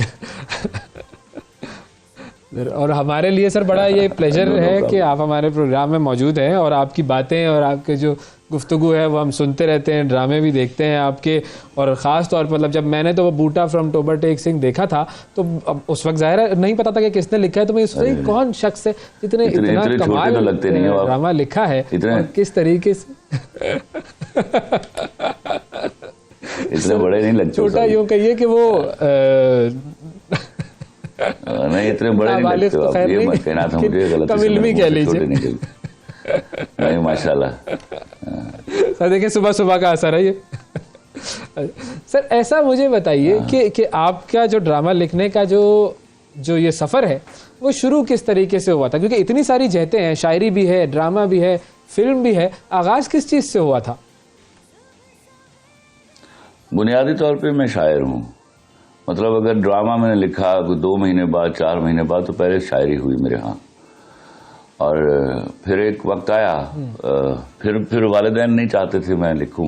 मैं बहुत छपता था, बहुत लिखता था, चोरी छुपे लिखता था। एक अजीब व गरीब बात है जो लोग हमेशा मेरे जाने के बाद हैरान हुआ करेंगे कि मुझे सबसे ज़्यादा मार पड़ी है मेरे लिखने के ऊपर। तो जैसे कोई चोरी नहीं करता इस तरह मैं बैठ के लिखा करता था। और फिर मैं जब फर्स्ट ईयर में आया, फर्स्ट ईयर तक मैंने बहुत लिखा हुआ था। मेरा ख्याल है कि मेरा जब दीवान छपेगा तो उसमें ज़्यादा शायरी मेरी फर्स्ट ईयर तक की है। तो फिर मैंने रिएक्ट किया, गुस्से में आ गया और मैंने उर्दू बोलना बंद कर दी। I belong to a poor family, और अब्बा जहाँ दीदा आदमी थे वो मुझे कहते थे बस अंग्रेज़ी पढ़ ले, इस मुल्क में अपनी ज़बान किसी को समझ नहीं आती। तो ही वॉज राइट एब्सोल्युटली। फिर मैंने पढ़ा, अच्छा पढ़ा, और I became a banker and about 4 years I studied thereafter, and 11 years I did banking, and during that period I didn't even write my name in Urdu. Then I left bank one fine morning और मैंने दोबारा उर्दू शुरू की लिखना। मुझे याद है जब मैं I was going to resign तो चेयरमैन बैंक ऑफ पंजाब ने मुझे, वो समझते नहीं थे कि इसको उर्दू आती होगी, तो उन्होंने मुझे हैरत से देखा और कहा खलील आप क्या करोगे? मैंने कहा मैं ड्रामा लिखूंगा। तो हंस पड़े, कहते आपको उर्दू आती है? तो अल्लाह उनको ज़िंदगी दे, ये सच ए वंडरफुल मैन। तो मैंने कहा जी हाँ आती है मुझे उर्दू। तो ये था मेरा सफर। फिर बाय दैट टाइम अल्लाह ने मेहरबानी कर दी। ये थोड़ी सी ममासलत, वालदा तो इंतकाल कर चुकी थी, लेकिन अब्बा ने वो दिन देखा। अब्बा ही मेरे पहले मानने वाले थे right from the very beginning, लेकिन वो ठीक कहते थे। उन्होंने को राइटर का इमेज गलत बनाया हुआ था, तो कि वो कोई बड़ा ही बोसीदा सा आदमी है, बाल उठे हुए, शेप भरी हुई, मैला सा कुर्ता पजामा, एक साइकिल रोल किया हुआ, एक कागज, इस तरह के इमेज था उनका। और मैं जब इंडस्ट्री में दाखिल हुआ फिल्मों में जो दिखाया जाता है, मैंने देखा पार्टली ही वाज राइट, या पार्टली ही वाज राइट। मैं आपको बताऊं, मैंने कोशिश की कि I should elevate the image. Allah मेहरबानी करे और लोगों को ये समझ आ जाए कि मेरे यहाँ का राइटर फर्स्टली इम्पोर्टेंट है देन एनीबडी एल्स। तो वो अपने तय में हमारे यहाँ तो खैर ये जंग नहीं है, हॉलीवुड में तो ये जंग चलती रहती है कि मेरी ख्वाहिश थी अपने राइटर को फिल्म के हिसाब से। हाँ, वो हॉलीवुड में मैं कह रहा हूँ कि वो जंग चलती रहती है ना कि फिल्म जो है वो डायरेक्टर की है या स्क्रीन राइटर की है, जो राइटर है उसकी है। तो हमारे यहाँ पे राइटर को तो वो प्रिविलेज हासिल नहीं है, हम तो ज्यादा लेकिन ये मुमासलत मुझे दुनिया से जाने से पहले साबित करके जाऊंगा। फिल्म राइटर ये जो आपका कन्विक्शन है ना, मैं इसका फैन हूँ सर। एक लौता क्रेडिट नहीं लेता, बट याद रखिएगा it is a complete package of 3 people, 3 parties, firstly writer, secondly director and thirdly actors. और फिर अगर मैं इसको और होमोजीनियस बनाऊं तो these 3 together make the film और द ड्रामा। और किसी के क्रेडिट को जब भी आप कम करेंगे, आप अपने साथ जलालत करेंगे, और वो उसके लिए मैं तैयार नहीं हूं। मैं सबको क्रेडिट देता हूं और मैं कभी भी नहीं चाहता कि किसी भी कीमत पर सही बात है किसी राइटर को अंडर एस्टिमेट किया जाए। उसके लिखे हुए पर इमारत खड़ी करते हैं आप, वरना घर से लिख के ले आए। बिल्कुल, उसकी तख्लीक है, असल तो वही है जिसने जो है वो जान डाली है, बुनियाद तो वहीं से पड़ी है। अच्छा, मैं अपनी ममासलत बयान कर रहा था कि आप चूंकि बैंकिंग से राइटिंग की तरफ आए, मैं भी बैंकिंग से मीडिया की तरफ आया, थिएटर की तरफ आया, तो ये तो मुझे अपने ऊपर थोड़ा सा फख्र महसूस होना शुरू हो रहा है कि रास्ता वही है सर। अच्छा, एक चीज जो आपके बारे में बड़ी समझ आती है और सब लोग देखते भी हैं, बड़े ओपिनियनेटेड हैं आप। और जाहिर है एक शायर को, एक लिखारी को ओपिनियनेटेड होना भी चाहिए। इकबाल, फैज़, चाहे जालिब किसी की भी बात करें, जॉन एलिया की बात करें, ये सब ओपिनियनेटेड लोग थे और इनके ओपिनियन से आप इख्तिलाफ भी कर सकते हैं और आप उसके साथ भी जा सकते हैं। तो आप इतने ओपिनियनेटेड और इतनी कन्विक्शन के साथ जो अपने ओपिनियंस बयान करते हैं माशरे पर, सोसाइटी पर, वो बचपन से ही इसी तरह की आपकी नेचर थी और कभी उसकी वजह से कोई मुश्किल नहीं हुई आपको? देखिए, मैं आपको एक अर्ज करूं, मुझे यहां तक लाने में कुदरत ने सारा खेल रचाया। तो कुदरत मेरी तरबियत कर रही थी। मैंने किताबें नहीं पढ़ी, मैंने चेहरे पढ़े। चेहरे पढ़ने में मैं किताब पढ़ने से ज्यादा माहिर था। हालांकि I was a wonderful student, लेकिन जो चेहरे पढ़े मैंने, वो मेरी तरबियत कर रहे थे। फिर मुझे उसने वाइडली एक्सपीरियंस दिया कुदरत ने मुख्तलिफ मौज़ूआत पर बात करने का। मिसाल के तौर पर मैंने पहला हिस्सा साइंस पढ़ी, फिर बिजनेस एडमिनिस्ट्रेशन पढ़ी, फिर बैंकिंग की मैंने। तो ये और बैंक में एक इदारे का चीफ एग्जीक्यूटिव होने की हैसियत से मेरा उसमें स्टॉक एक्सचेंज के बिजनेस से भी मेरा ताल्लुक था। तो बैंक की 25% जो हमारे अपने इंस्टीट्यूशंस की डीलिंग थी जो है, वो उसकी हमारी इन्वेस्टमेंट उसमें थी। तो ये एक ऐसा एक्सपीरियंस था जो नॉर्मली हमारे राइटर्स के पास नहीं होता। तो कुदरत मेरे ऑब्जर्वेशंस के साथ, and I was always strong on observations, तो उसकी बारीकी को अंडरस्टैंड करने की कोशिश करता था। पहले मैं सुनता रहा, जब तक मैंने बोलना शुरू किया मैंने ठीक से सुना।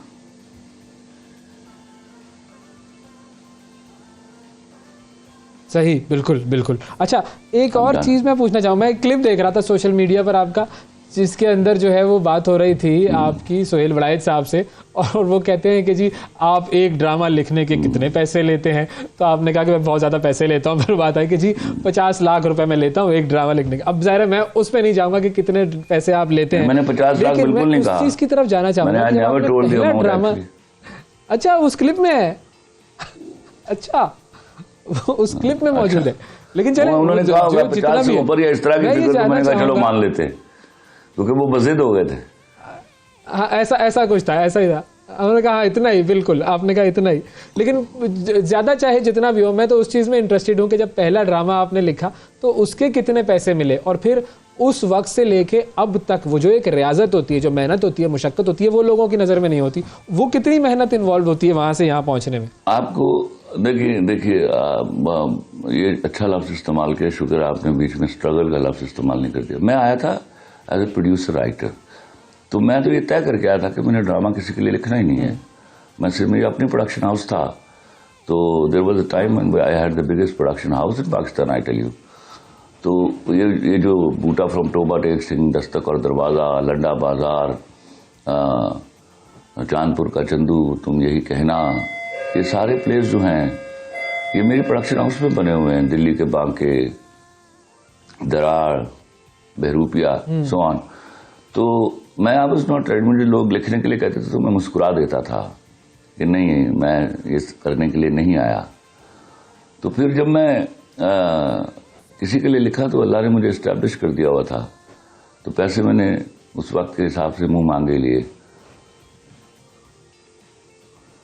हाँ, ज़बरदस्त। चलो ये चाहिए, उस वाली चीज़ पे आप नहीं गए ना, वो जो फिल्मों वाला इमेज जिसकी हम बात कर रहे थे। अच्छा, अगर हम थोड़ा सा ओपिनियंस की बात करें, अल्हम्दुलिल्लाह वो अल्लाह ताला ने मुझे जाने जो हमारे हालात हैं कि ज़बरदस्त, ये जो हमारे इस वक्त के हालात हैं जिसमें हम देख रहे हैं कि सिर्फ और सिर्फ खलफशार है और कुछ नहीं है, एक हिजान अंगेज़ी की कैफियत है। आवाम को देख लें तो वो पिस रही है, सियासतदान हो या इदारे हों या अदलिया हो, वो आपस में लड़ रहे हैं। अजीब एक कशमकश सी है। आपको क्या लगता है इसमें कहीं कोई उम्मीद की किरण नज़र आती है? अभी मुझे कोई उम्मीद की किरण नज़र नहीं आती। मैं कोई 12-14 महीने पहले तक ऑप्टिमिस्टिक हुआ करता था और मेरे ख्याल में मैं समझता था मुझसे ज़रा ऑप्टिमिस्टिक कोई नहीं है, लेकिन अभी मेरी उम्मीदें दम तोड़ गई हैं। मैं तो डर रहा हूँ बहुत, और बीइंग ए पाकिस्तानी जैसे मेरे वहाँ के बाकी लोग डर रहे हैं। वो खुसूसन मैं जब बेहिसी देखता हूँ 3 वक्त की रोटी खाने वालों की, उनको कुछ मालूम नहीं है कि मेरे यहाँ गरीब आदमी के साथ क्या बिपता पड़ी हुई है इस वक्त। और ये जो हमें मंजर है, याद रखिएगा, हमें लेकर जाएगा एक ऐसी एक्टिविटी की तरफ जिसमें हमें अपना सोशल सेटअप संभालना मुश्किल हो जाएगा अगले 10-15 साल में। ऐसी सूरत हाल में हमेशा बेबस गरीब की बच्ची बिकती है, याद रखिएगा। और ये हो रहा है, और इवेंचुअली मुल्क ने इसको सफ़र करना है। और याद रखिएगा, अब तो हम तो वैसे बिखरे हुए लोग हैं, दीनी तौर पर, इज्तिमाई तौर पर, पाकिस्तानियत में, बिल्कुल सुबाइयत के हवालों से, लिसानियत के हवालों से। तो ऐसे लोगों के साथ सामने जब इस तरह का इशू आ खड़ा होता है तो वो ज़हनी तौर पर दिगरगुम हो जाते हैं। और फिर माशाल्लाह करप्शन तो बस कोई फतवा ही आने वाला है किसी मौलवी का कि हाँ ये जायज़ है जी, जो हाल है इस मुल्क का। हाँ बिल्कुल ऐसा ही है। तो लेकिन अगर हम सियासी सूरत हाल की बात करें तो हमारे जो सियासतदान हैं, जो बड़े बड़े, उनसे आपको किसी किस्म की कोई उम्मीद नहीं है? मतलब इस वक्त अगर हम बात करें पॉपुलैरिटी वाइज, एक तरफ इमरान खान साहब हैं, उनसे आपको लगता है कि कोई उम्मीद वाबस्ता है? Hopeful about Imran Khan. इमरान खान के बारे में मैं सोचता हूँ, because I know him, I met him 4-5 times and I had discussions. I think he is the most honest person available right this time to my country. और मैं लीडर में क्वालिटी यही देखता हूँ कि he should be honest to soil and people of the country, and I believe so far he is the most honest person.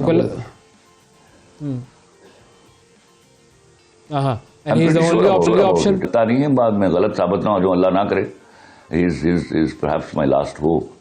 If he is not able to deliver, nobody will be. I bet on it.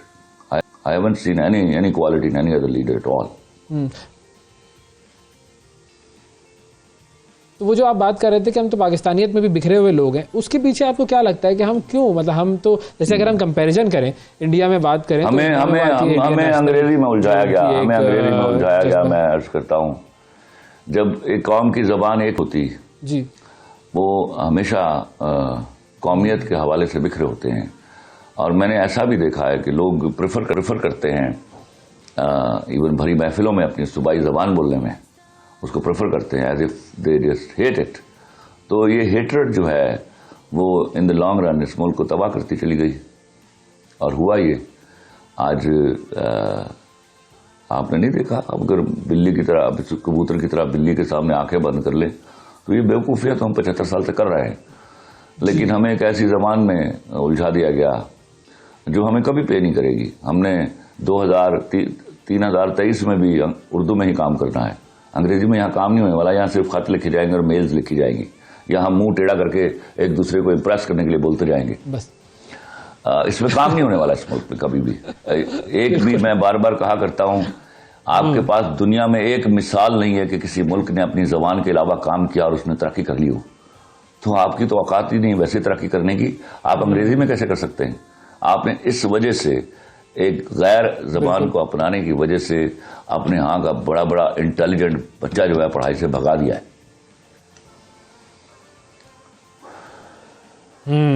तो हम इसमें media को कितना मोरद इल्जाम ठहरा सकते हैं? हमारा जो पाकिस्तानी मीडिया है, खासतौर पर ड्रामे का मीडिया या फिर न्यूज मीडिया भी, उसने हमारे माशरे को खराब करने में क्या किया? बराबर का जिम्मेदार। देखिए, जब मैं आपको एक बात बताऊं, जब कौमें बर्बाद होती हैं तो मजमूई तौर पर बर्बाद होती हैं। ये नहीं होता कि कोई एक पर्टिकुलर इंस्टीट्यूशन जो है फ्लरिश कर रहा होता है और बाकी तबाह हो रहे होते हैं। ऐसा कभी भी नहीं होता। हमारे यहाँ तबाही हर जगह पे मौजूद है और उसका इम्पैक्ट जा रहा है हमारे लोगों के ऊपर, और खुसूसन वो लोग जिन्होंने रियाया की जिंदगी गुजारी है, जिनका नाम हमने जमहूर रखा हुआ है। खलील साहब, अब मसाइल बहुत सारे हैं, लेकिन उसका हल क्या हो सकता है वो अगर मैं चाहूँगा कि अगर कोई शायरी की ज़बान में ही आप बयान कर दें कुछ ऐसा कि जो इज़हार ख्याल आपका हो, कुछ आपके ज़बान से निकले और हमारे दिल पर असर कर जाए, ऐसा कुछ हो तो फिर कुछ बात हो जाएगी सर। नहीं, मेरे पास इस हवाले से शायरी नहीं है, इस हवाले से दुख है जो बयान कर सकता हूँ। देखिए, एक तो मैं आपको जरूर देता हूँ, और ये याद रखिएगा आज के जितने सुनने वाले हैं, कि जब तक आप अपनी ज़बान में काम शुरू नहीं करेंगे, आपको जितने लीडर कह रहे हैं कि हम तरक्की के जीने पर पैर रख रहे हैं, आप झूठ बोल रहे हैं आपके सामने। ये कभी भी नहीं होगा। आप ज़्यादा से ज़्यादा एक मीडियोकर और एनस्लेव्ड किस्म की कौम के तौर पर उभर सकते हैं। आप कभी भी, you can not happen to be developed country at all. ये मुमकिन ही नहीं है, कोई मिसाल ही नहीं है हमारे पास। हम तो वैसे ही माशी तौर पर इस कदर दिगरगूं हालत में है कि हमें तो तरक्की करने का ख्वाब भी नहीं देखना चाहिए। इस वक्त तो जान के लाले पड़े हुए हैं। तो दूसरा जो सबसे इम्पोर्टेंट चीज़ है, that is one syllabus in the country, that is the one syllabus. एक सिलेबस के बगैर, without making any discrimination between poor and rich, अगर आप कोई ख्वाब देखते हैं तो आप दीवाने हैं और मैं दीवाना हूं, और मैं दीवानगी की हालत में नहीं रहा करता। These will be the two first steps to take, you know. अंग्रेजी बोलिए, पढ़िए। इंशाअल्लाह जी, बहुत शुक्रिया अदा करेंगे खलीलुर रहमान कमर साहब। जी जी बिल्कुल बिल्कुल, जी जी बिल्कुल, ऐसे ही सही कहा आपने। यही चीज़ें हमें जो है वो यकजा कर सकती हैं। बहुत शुक्रिया अदा करेंगे जनाब खलीलुर रहमान कमर साहब हमारे साथ मौजूद थे और वाकई बड़ी अच्छी उनसे गुफ्तगू रही। और सर, आपसे रिक्वेस्ट ये है कि जब आप इस्लामाबाद में हो तो हमारे स्टूडियो फिर आपसे मुलाकात हो हमारी, ताकि हम आपसे मज़ीद इस्तिफ़ादा हासिल कर सकें। ये तो थी जी खलीलुर रहमान कमर साहब की गुफ्तगू।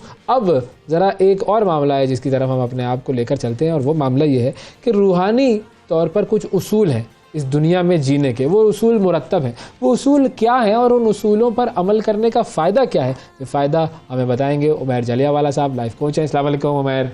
वालेकुम अस्सलाम। कैसे हैं? कैसे हैं आप? वेरी वेल, आप कैसे हैं? मैं आज अकेला हूँ जी, आप मुझे नजर आ रहे हैं अकेले। लेकिन मैं सोच रहा हूँ मैंने ऐसा क्या किया है आज अट्रैक्ट करने के लिए सिचुएशन। नहीं, देखिए आज हमारी जो को होस्ट है उनका आज इम्तिहान है, तो कानून पढ़ रही हैं वो, और उनका जो इम्तिहान है, फिर इम्तिहान तो फिर सबसे अहम होता है। चलें जी, wish her the best and it's good to know कि उनकी पढ़ाई जारी है। हाँ, देखिए वो इल्म की तगोदौड़। आप पढ़े नहीं पढ़ रहे? मैं इस वक्त लोगों को पढ़ रहा हूँ, चेहरों को पढ़ रहा हूँ, मीडिया को पढ़ रहा हूँ, तो और ये शहर को भी पढ़ रहे हैं, शहर को भी पढ़ रहा हूँ। बिल्कुल बिल्कुल। अब जरा उसूल जो आपने पढ़ाने उनकी तरफ आते हैं। ये क्या उसूल हैं जो रूहानी तौर पर हमें मिलते हैं और कैसे हमारी ज़िंदगी उनसे बेहतर हो सकती है? कि उसूल लेकर चलते हैं जी। उसूल पे आने से पहले एक तो क्विकली कि अल्लाह हमें बताता है अपनी किताब में कि उसने हर दौर में हिदायत भेजी, सही है। हर उम्मत पे हिदायत भेजी। और आप देखेंगे कि दुनिया भर में जब आप ट्रैवल करते हैं तो एक golden set of advice her culture के अंदर मौजूद है। हाँ। हमारे कल्चर में भी है। मिसाल के तौर पे आप आम फहम ज़बान में सुनेंगे, जैसी करनी वैसी भरनी। हाँ, जैसा तुम अपनी औलाद जैसा के बोओगे साथ वैसा काटोगे, जैसा बोगे वैसा काटोगे, जैसा अपनी औलाद के साथ करोगे वैसा वो तुम्हारे साथ। तो ये वो उसूल हैं जो कि इंसानों ने देखे हैं। हाँ। हमने लोगों को चढ़ते हुए भी देखा है, गिरते हुए भी देखा है। तो ये एक और बात कि हम उसूल नहीं तोड़ सकते, हम अपने आप को तोड़ देते हैं, हम अपनी जिंदगी को तोड़ देते हैं उसूल उसूलों कभी के भी खिलाफ। टूटेगा नहीं कि जैसी करनी वैसी बननी, ये हमेशा के लिए वैलिड है। बिल्कुल आप वैलिड चाहे है। कुछ भी कर लें, चाहे कोई भी हो, कितने बड़े ओहदे पर हो, ये उसूल आपकी जिंदगी पर सादिक आएगा। और देखें सादिक ऐसे हम कहते हैं ना, लोग मुझे डाउट करके कहते हैं ये बात कि देखें ना उसने इतना लूटा है फिर भी देखें इतना खुशहाल है। आप क्या जानते हैं उसकी ज़िंदगी?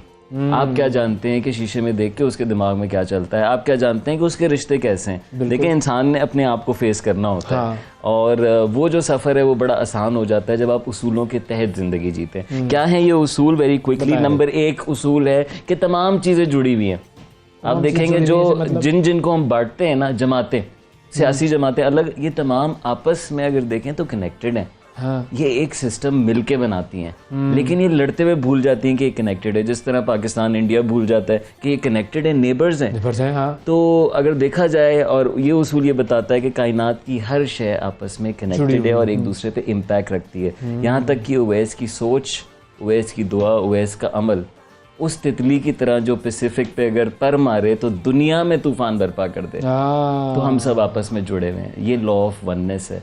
यानी हम तमाम ज़रूर अपने, हम सेल्फिश भी होते हैं, हमें अपने लिए भी फैसले करने होते हैं, अपने ट्राइब्स, अपनी फैमिलीज़, अपनी पार्टीज़, लेकिन कहीं ना कहीं हम कहते हैं कि इस चीज़ पे हम सब मुत्तफिक हैं। ये वो इंसानी लेवल है, ये वो ईदी साहब का लेवल है। और अगर साइंस की बात की जाए तो आज क्वांटम साइंस हमें दिखा रही है कि कैसे तमाम पार्टिकल्स एक दूसरे पे इम्पैक्ट रखते हैं। सो आप कहीं से भी डिस्कनेक्टेड नहीं है, आप हर चीज से जुड़े हुए हैं, लेकिन साइंटिफिकली भी। जी। और एक आखिरी इसकी अगर मैं कल्चरल मिसाल दूं ना कि पाकिस्तान में कहते हैं देखें पुल के उस पार, हम सब इसी मुल्क में और हम एक दूसरे का सहते हैं।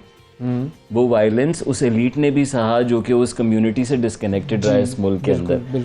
सो वननेस हमें ये सिखाता है कि हमें साथ मिलके, और इसमें सिर्फ लोगों को शामिल ना करें, जानवरों को शामिल करें। आप जानते हैं जो भी इस इकोसिस्टम का हिस्सा है, प्लैनेट, एनवायरनमेंट भी, environment, all of us are connected. We breathe in the same ecosystem. It's the same law air. of oneness. Law of oneness. और एक आर्ट टोले का बहुत अच्छा काम है इस पे, अगर आप इसको फॉलो करना चाहते हैं। नंबर 2 लॉ ऑफ वाइब्रेशन, और मैं अब मिला के आपको प्रेजेंट करूंगा। Law of vibration, law of energy ये सिखाते हैं कि देखिए कब सॉलिड नजर आता है, लेकिन अगर आप माइक्रोस्कोप से देखेंगे तो इसमें पार्टिकल्स डीप जाएंगे तो और वो मूव कर रहे हैं, उनकी हरकत है। इसी तरह मैं भी हर वक्त हरकत में हूँ। मेरी जब सोच में कंपैशन भरा हुआ होता है, बड़ी थिंकिंग होती है, सबका भरा हुआ होता है, तो मेरी वाइब्रेशन फ्रीक्वेंसी अलग होती है। और जब मैं गम में होता हूँ, खौफ में होता हूँ, तो आप देखें मैं फिजिकली भी शट होता हूँ, बिल्कुल मेंटली भी। बल्कि आप लोगों को देख के कहते भी ना कि इसकी वाइब सही नहीं है, वाइब सही नहीं आ रही। हाँ, ये बात होती है वाइब। तभी मैं कह रहा हूँ कि हम जानते हैं ये बातें। सो लॉ ऑफ वाइब्रेशन हमें ये सिखाता है कि हर चीज़ हरकत में है। आइंस्टाइन ने, आप देखें हर चीज़ को, मैटर को एनर्जी में, जी, वेव्स में। तो अगेन क्वांटम साइंस इसको मजीद एक्सप्लोर कर रही है, लेकिन आप ये जानें कि हम कोई भी चीज़ स्टैटिक नहीं है इस दुनिया में, हर चीज़ हरकत में है। और इसीलिए आपकी हरकतें, आपके एक्शंस, आपका, मिसाल के तौर पे कहते हैं ना सूफी के ज़मीन पे चलो तो ऐसे चलो कि उसको दर्द ना हो। यू नो, आपका अंदाज, वो क्या कनेक्शन है, वो है ना, रात दिन गर्दिश में है, सात आसमां हो रहेगा, कुछ ना कुछ घबराएं क्या। वाह वाह। इसी तरह हम मिलते हैं जब झप्पी लगाते हैं एक दूसरे से, आप देखें we are exchanging that energy. So बड़ा अहम है कि आप इसको भी एक्सप्लोर करें। ये हमारी डायमेंशन है, हम बहुत ज़्यादा फिजिकल में गुम हो जाते हैं और इसको नहीं रियलाइज करते हैं। तीसरा उसूल बड़ा सिंपल है, लॉ ऑफ अट्रैक्शन। बहुत शाहरुख खान की मूवी से भी आपने सुन लिया, अल्केमिस्ट से भी सुन लिया। अल्केमिस्ट ने तो बड़ा ही वो उसको बयान किया। बिल्कुल बिल्कुल, सारी जर्रे जर्रे ने तुम्हें मुझसे मिलाने की साजिश की है, कुछ ऐसा। लोग इसको देखें हमेशा मजाक में उड़ाते हैं, लेकिन आप बेहतरीन लीडर्स, एंटरप्रेन्योर्स, कामयाब लोगों से सुनेंगे कि मैंने ख्वाब देखा, मैंने दिमाग में तस्वीर बनाई। ईमान वाले से सुनेंगे कि मैं दुआ इस यकीन के साथ करता हूँ कि मुझे मिले, ये हदीस में। सो लॉ ऑफ अट्रैक्शन ये कहता है कि जैसे तुम सोचें बसाओगे वैसा तुम्हारे इर्द गिर्द हो जाएगा। इसके साथ एक और लॉ मिला है, लॉ ऑफ करस्पॉन्डेंस, कि पूरी कायनात एक्चुअली आईना है उमेर का। तभी तो उमैर की दुनिया मुख्तलिफ है और उवैस की दुनिया मुख्तलिफ है। बिल्कुल बिल्कुल। उवैस या कोई और करोड़ों कमा के भी गम में है और एक चाय वाला कम पैसे कमा के भी खुश है। बिल्कुल। तो जैसा अंदर से है वैसा बाहर का नज़र आता है। सो बड़ा अहम है कि हम इसको रिकग्नाइज़ करें कि हमारी जो सोचें हैं जब वो नेगेटिव हो जाती हैं तो हम नेगेटिव लोगों को अट्रैक्ट करते हैं। बिल्कुल। इस वक्त पाकिस्तान कहता है, हर जगह कहता है बुरे हालात, उनको बुरे हालात ही मिलते हैं। जो कहता है रिश्वत उसको रिश्वत वाले ही मिलते हैं, वही मिलेगा। और आपको अमेजिंगली इस मुल्क में ऐसे लोग मिले कहेंगे मैं तो इतने सारे काम कराए और मैंने सही तरीके से करवाया, हो जाते हैं। वो आपको कहेंगे मुझे इतनी खैर मिलती है इस मुल्क में। सो असल में आपकी एनर्जी वो अट्रैक्ट कर रही है। सो आप पॉजिटिव हो जाएं। हाँ, बात कर रहा था प्रोग्राम के आगाज में ही कि वो अंग्रेजी फिल्म थी, उसमें वो एक खातून मर्द से कहती है कि जी you have two wolves inside you, one is darkness and despair, the other one is hope and light, they fight with each other, who which one will win. तो वो कहते हैं the one which you feed, the one you will feed, so positive feed करें, positive energy feed करें, positive लोगों के साथ। अल्लाह भी हमें कहता है कि शिकायत के बजाय शुक्र करें। वो शुक्र करने वालों को नवाजता है, मिलेगा। शिकायत करने वालों से ले लेता है, यानी आपके दिमाग में उसने यही सिस्टम फिट किया हुआ है। हम इसको इस उसूल से मजीद जान सकते हैं। Law of cause and effect बहुत अहम है। वैसे आप जानते हैं कि जो कुछ हो रहा है उसके पीछे कुछ ना कुछ है।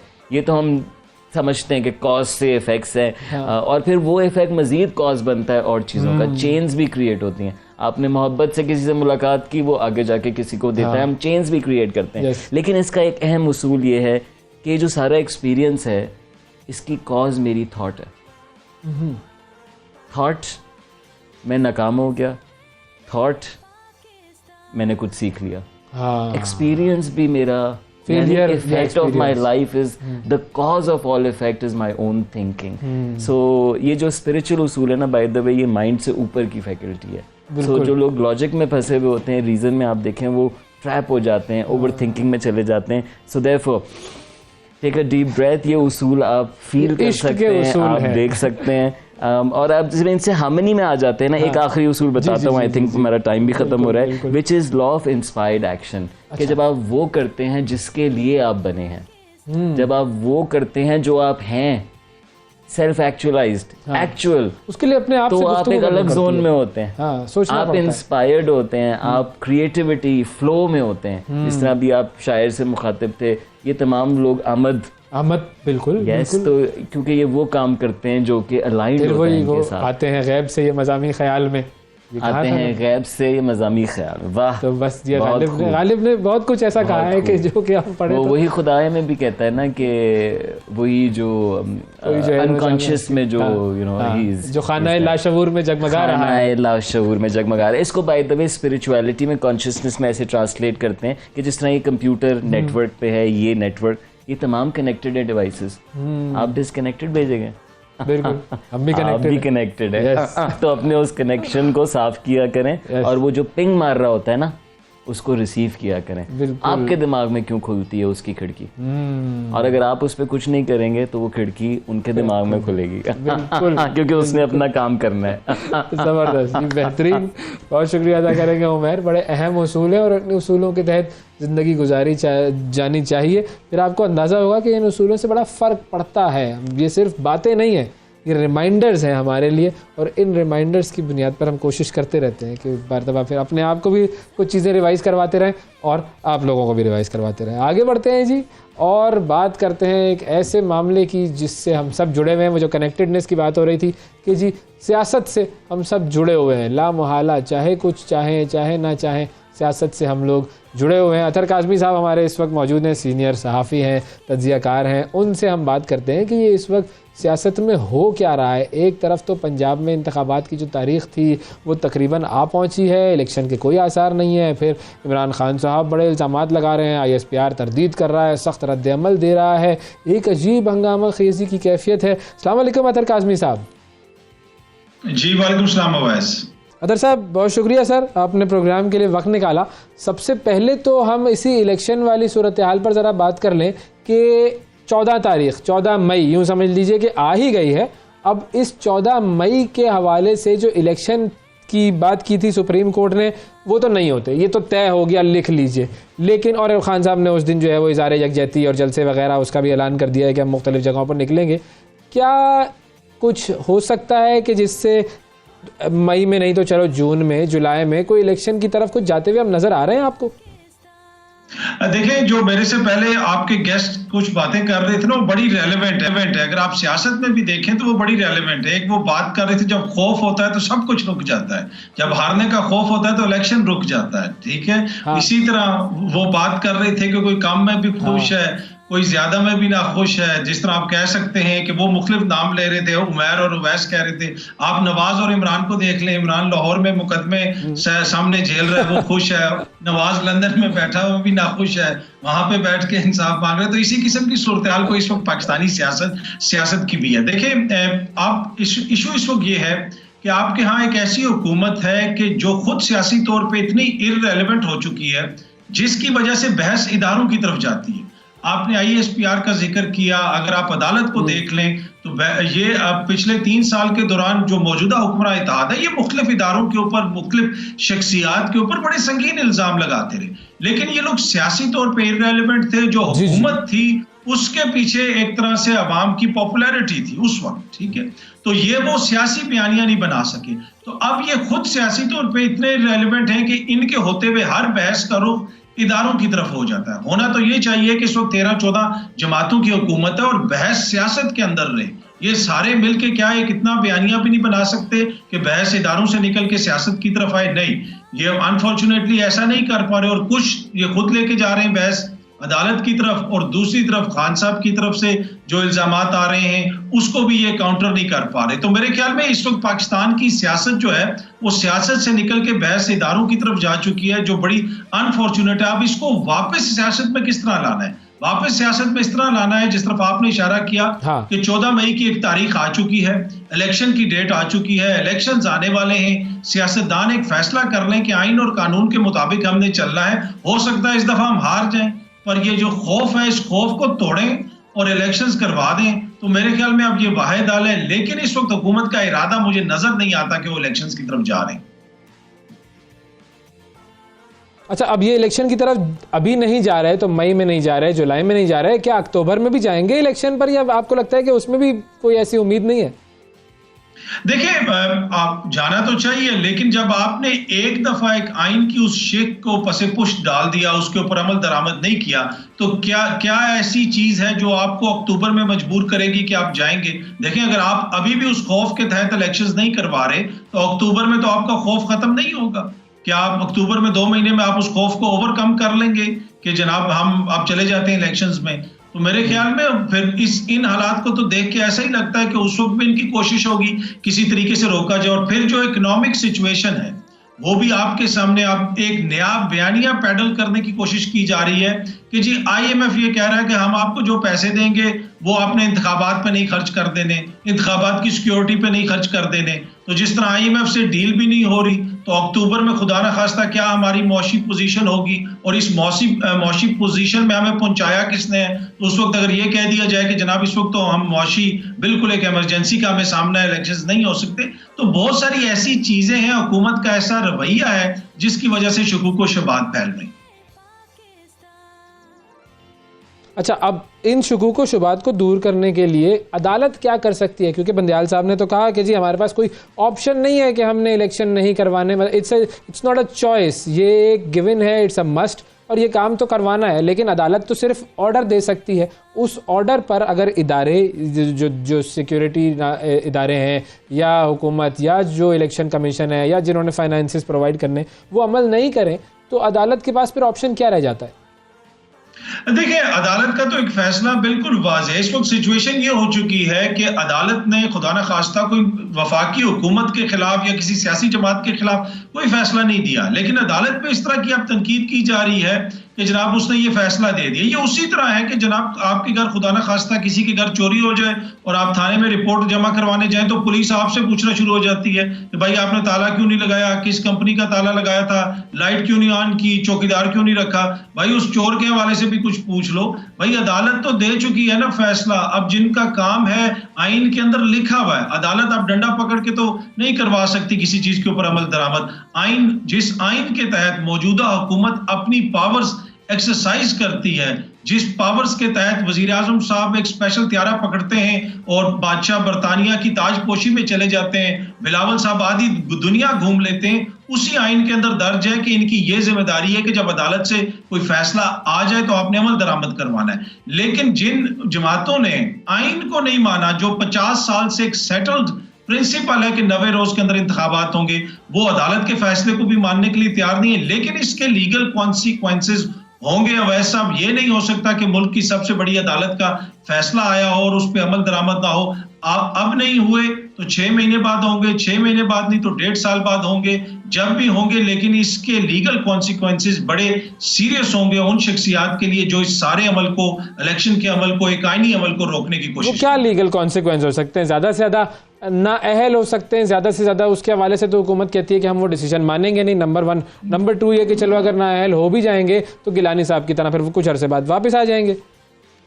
जी, ये बड़ी अच्छी आपने बात की। मैंने समझा आप कहने लगे हुकूमत कहती है हम तो वैसे ही नाअहल हैं, इकोनॉमी की हालत देख लें, मुल्क की दीगर हालात देख लें, तो इससे ज्यादा हमें कौन नाअहल करार दे सकता है। लेकिन देखिए, यही है, इस नाअहल भी आप हो सकते हैं और उसके साथ साथ दीगर आपको लीगल कॉन्सिक्वेंसेस का भी सामना करना पड़ सकता है, इसलिए कि यहाँ पे बीच में आइन शिकनी की भी बात हो रही है। इस वक्त पंजाब और KPK में जो 2 हुकूमतें हैं उनका लीगल स्टेटस क्या है? 90 रोज तो गुजर चुके हैं, इसके ऊपर भी आइन इस वक्त मुबहम है, उसकी भी अभी वजाहत की जरूरत है। और उसके साथ साथ देखें, नाअहल होना एक सियासतदान के लिए बहुत बड़ी चीज है। अगर आप 5 साल के लिए मियां शहबाज शरीफ साहब नाअहल हो जाते हैं तो उनकी तो सियासत खत्म हो जाएगी। इसी तरह अगर कोई और शख्स 5 साल के नाअहल हो जाता है तो 5 साल उसको सियासत से दूर रहना पड़ेगा। लेकिन ये हल नहीं है। देखिए, कौन अहल है कौन नाअहल है, इसका फैसला आवाम को करना चाहिए। और यही वजह है कि एम्फसाइज किया जाता है जमहूरियत में कि आप ये जो इलेक्शंस का अमल है इसमें रखना ना डालें, इलेक्शंस में हिस्सा लें और आवाम जिसको अहल समझेगी उसको वोट दे देगी। जी, फाइनली मैं ये पूछना चाहूँगा, खान साहब ने इल्ज़ामात जो हैं वो अपने जिस तरीके से वो लगा रहे थे, उन्होंने फिर इल्ज़ामात लगाए, फिर नाम जो है वो एक दिया, उसके हवाले से ISPR ने इस पर अपना रद्द-ए-अमल भी दिया। अब ये लड़ाई जो है ये बढ़ती जा रही है, क्या इसको ख़त्म करने का कोई ऑप्शन, कोई रास्ता है? क्योंकि ज़ाहिर है इल्ज़ाम बग़ैर सबूत के लगाना भी मुनासिब नहीं है। देखिए, ये बड़ा इंपॉर्टेंट पॉइंट है आपका कि ये क्या इससे मुल्क और कौम का फायदा हो रहा है। एक चीज तो बड़ी क्लियर है, जिस तरह आप भी टीवी पे बैठे हैं, मैं भी टीवी पे बैठा हूं, हम अपनी अपनी राय का इजहार कर रहे हैं। ये जो हमारी आजादियां हैं, इनके लिए कुछ लोग अपनी जानों के नजराने पेश करते हैं, अपने खून से मेक श्योर करते हैं कि हमारी ये आजादी है। तो जब भी हम तनकीद करें, हमें ये ख्याल रखना चाहिए कि पूरा इदारा या उसको हम इस तरह टारगेट ना करें। लेकिन अनफॉर्चुनेटली मैंने जिस तरह पहले अर्ज की कि इस वक्त तनकीद करने के भी जो है वो हमें कुछ उसूल मुरतब करने चाहिए। बहुत अदा करेंगे। अतर काज़मी साहब हमारे साथ मौजूद थे नाजरीन, और आज के प्रोग्राम में इतना ही। आपसे कल फिर मुलाकात करेंगे। अल्लाह हाफ़िज़।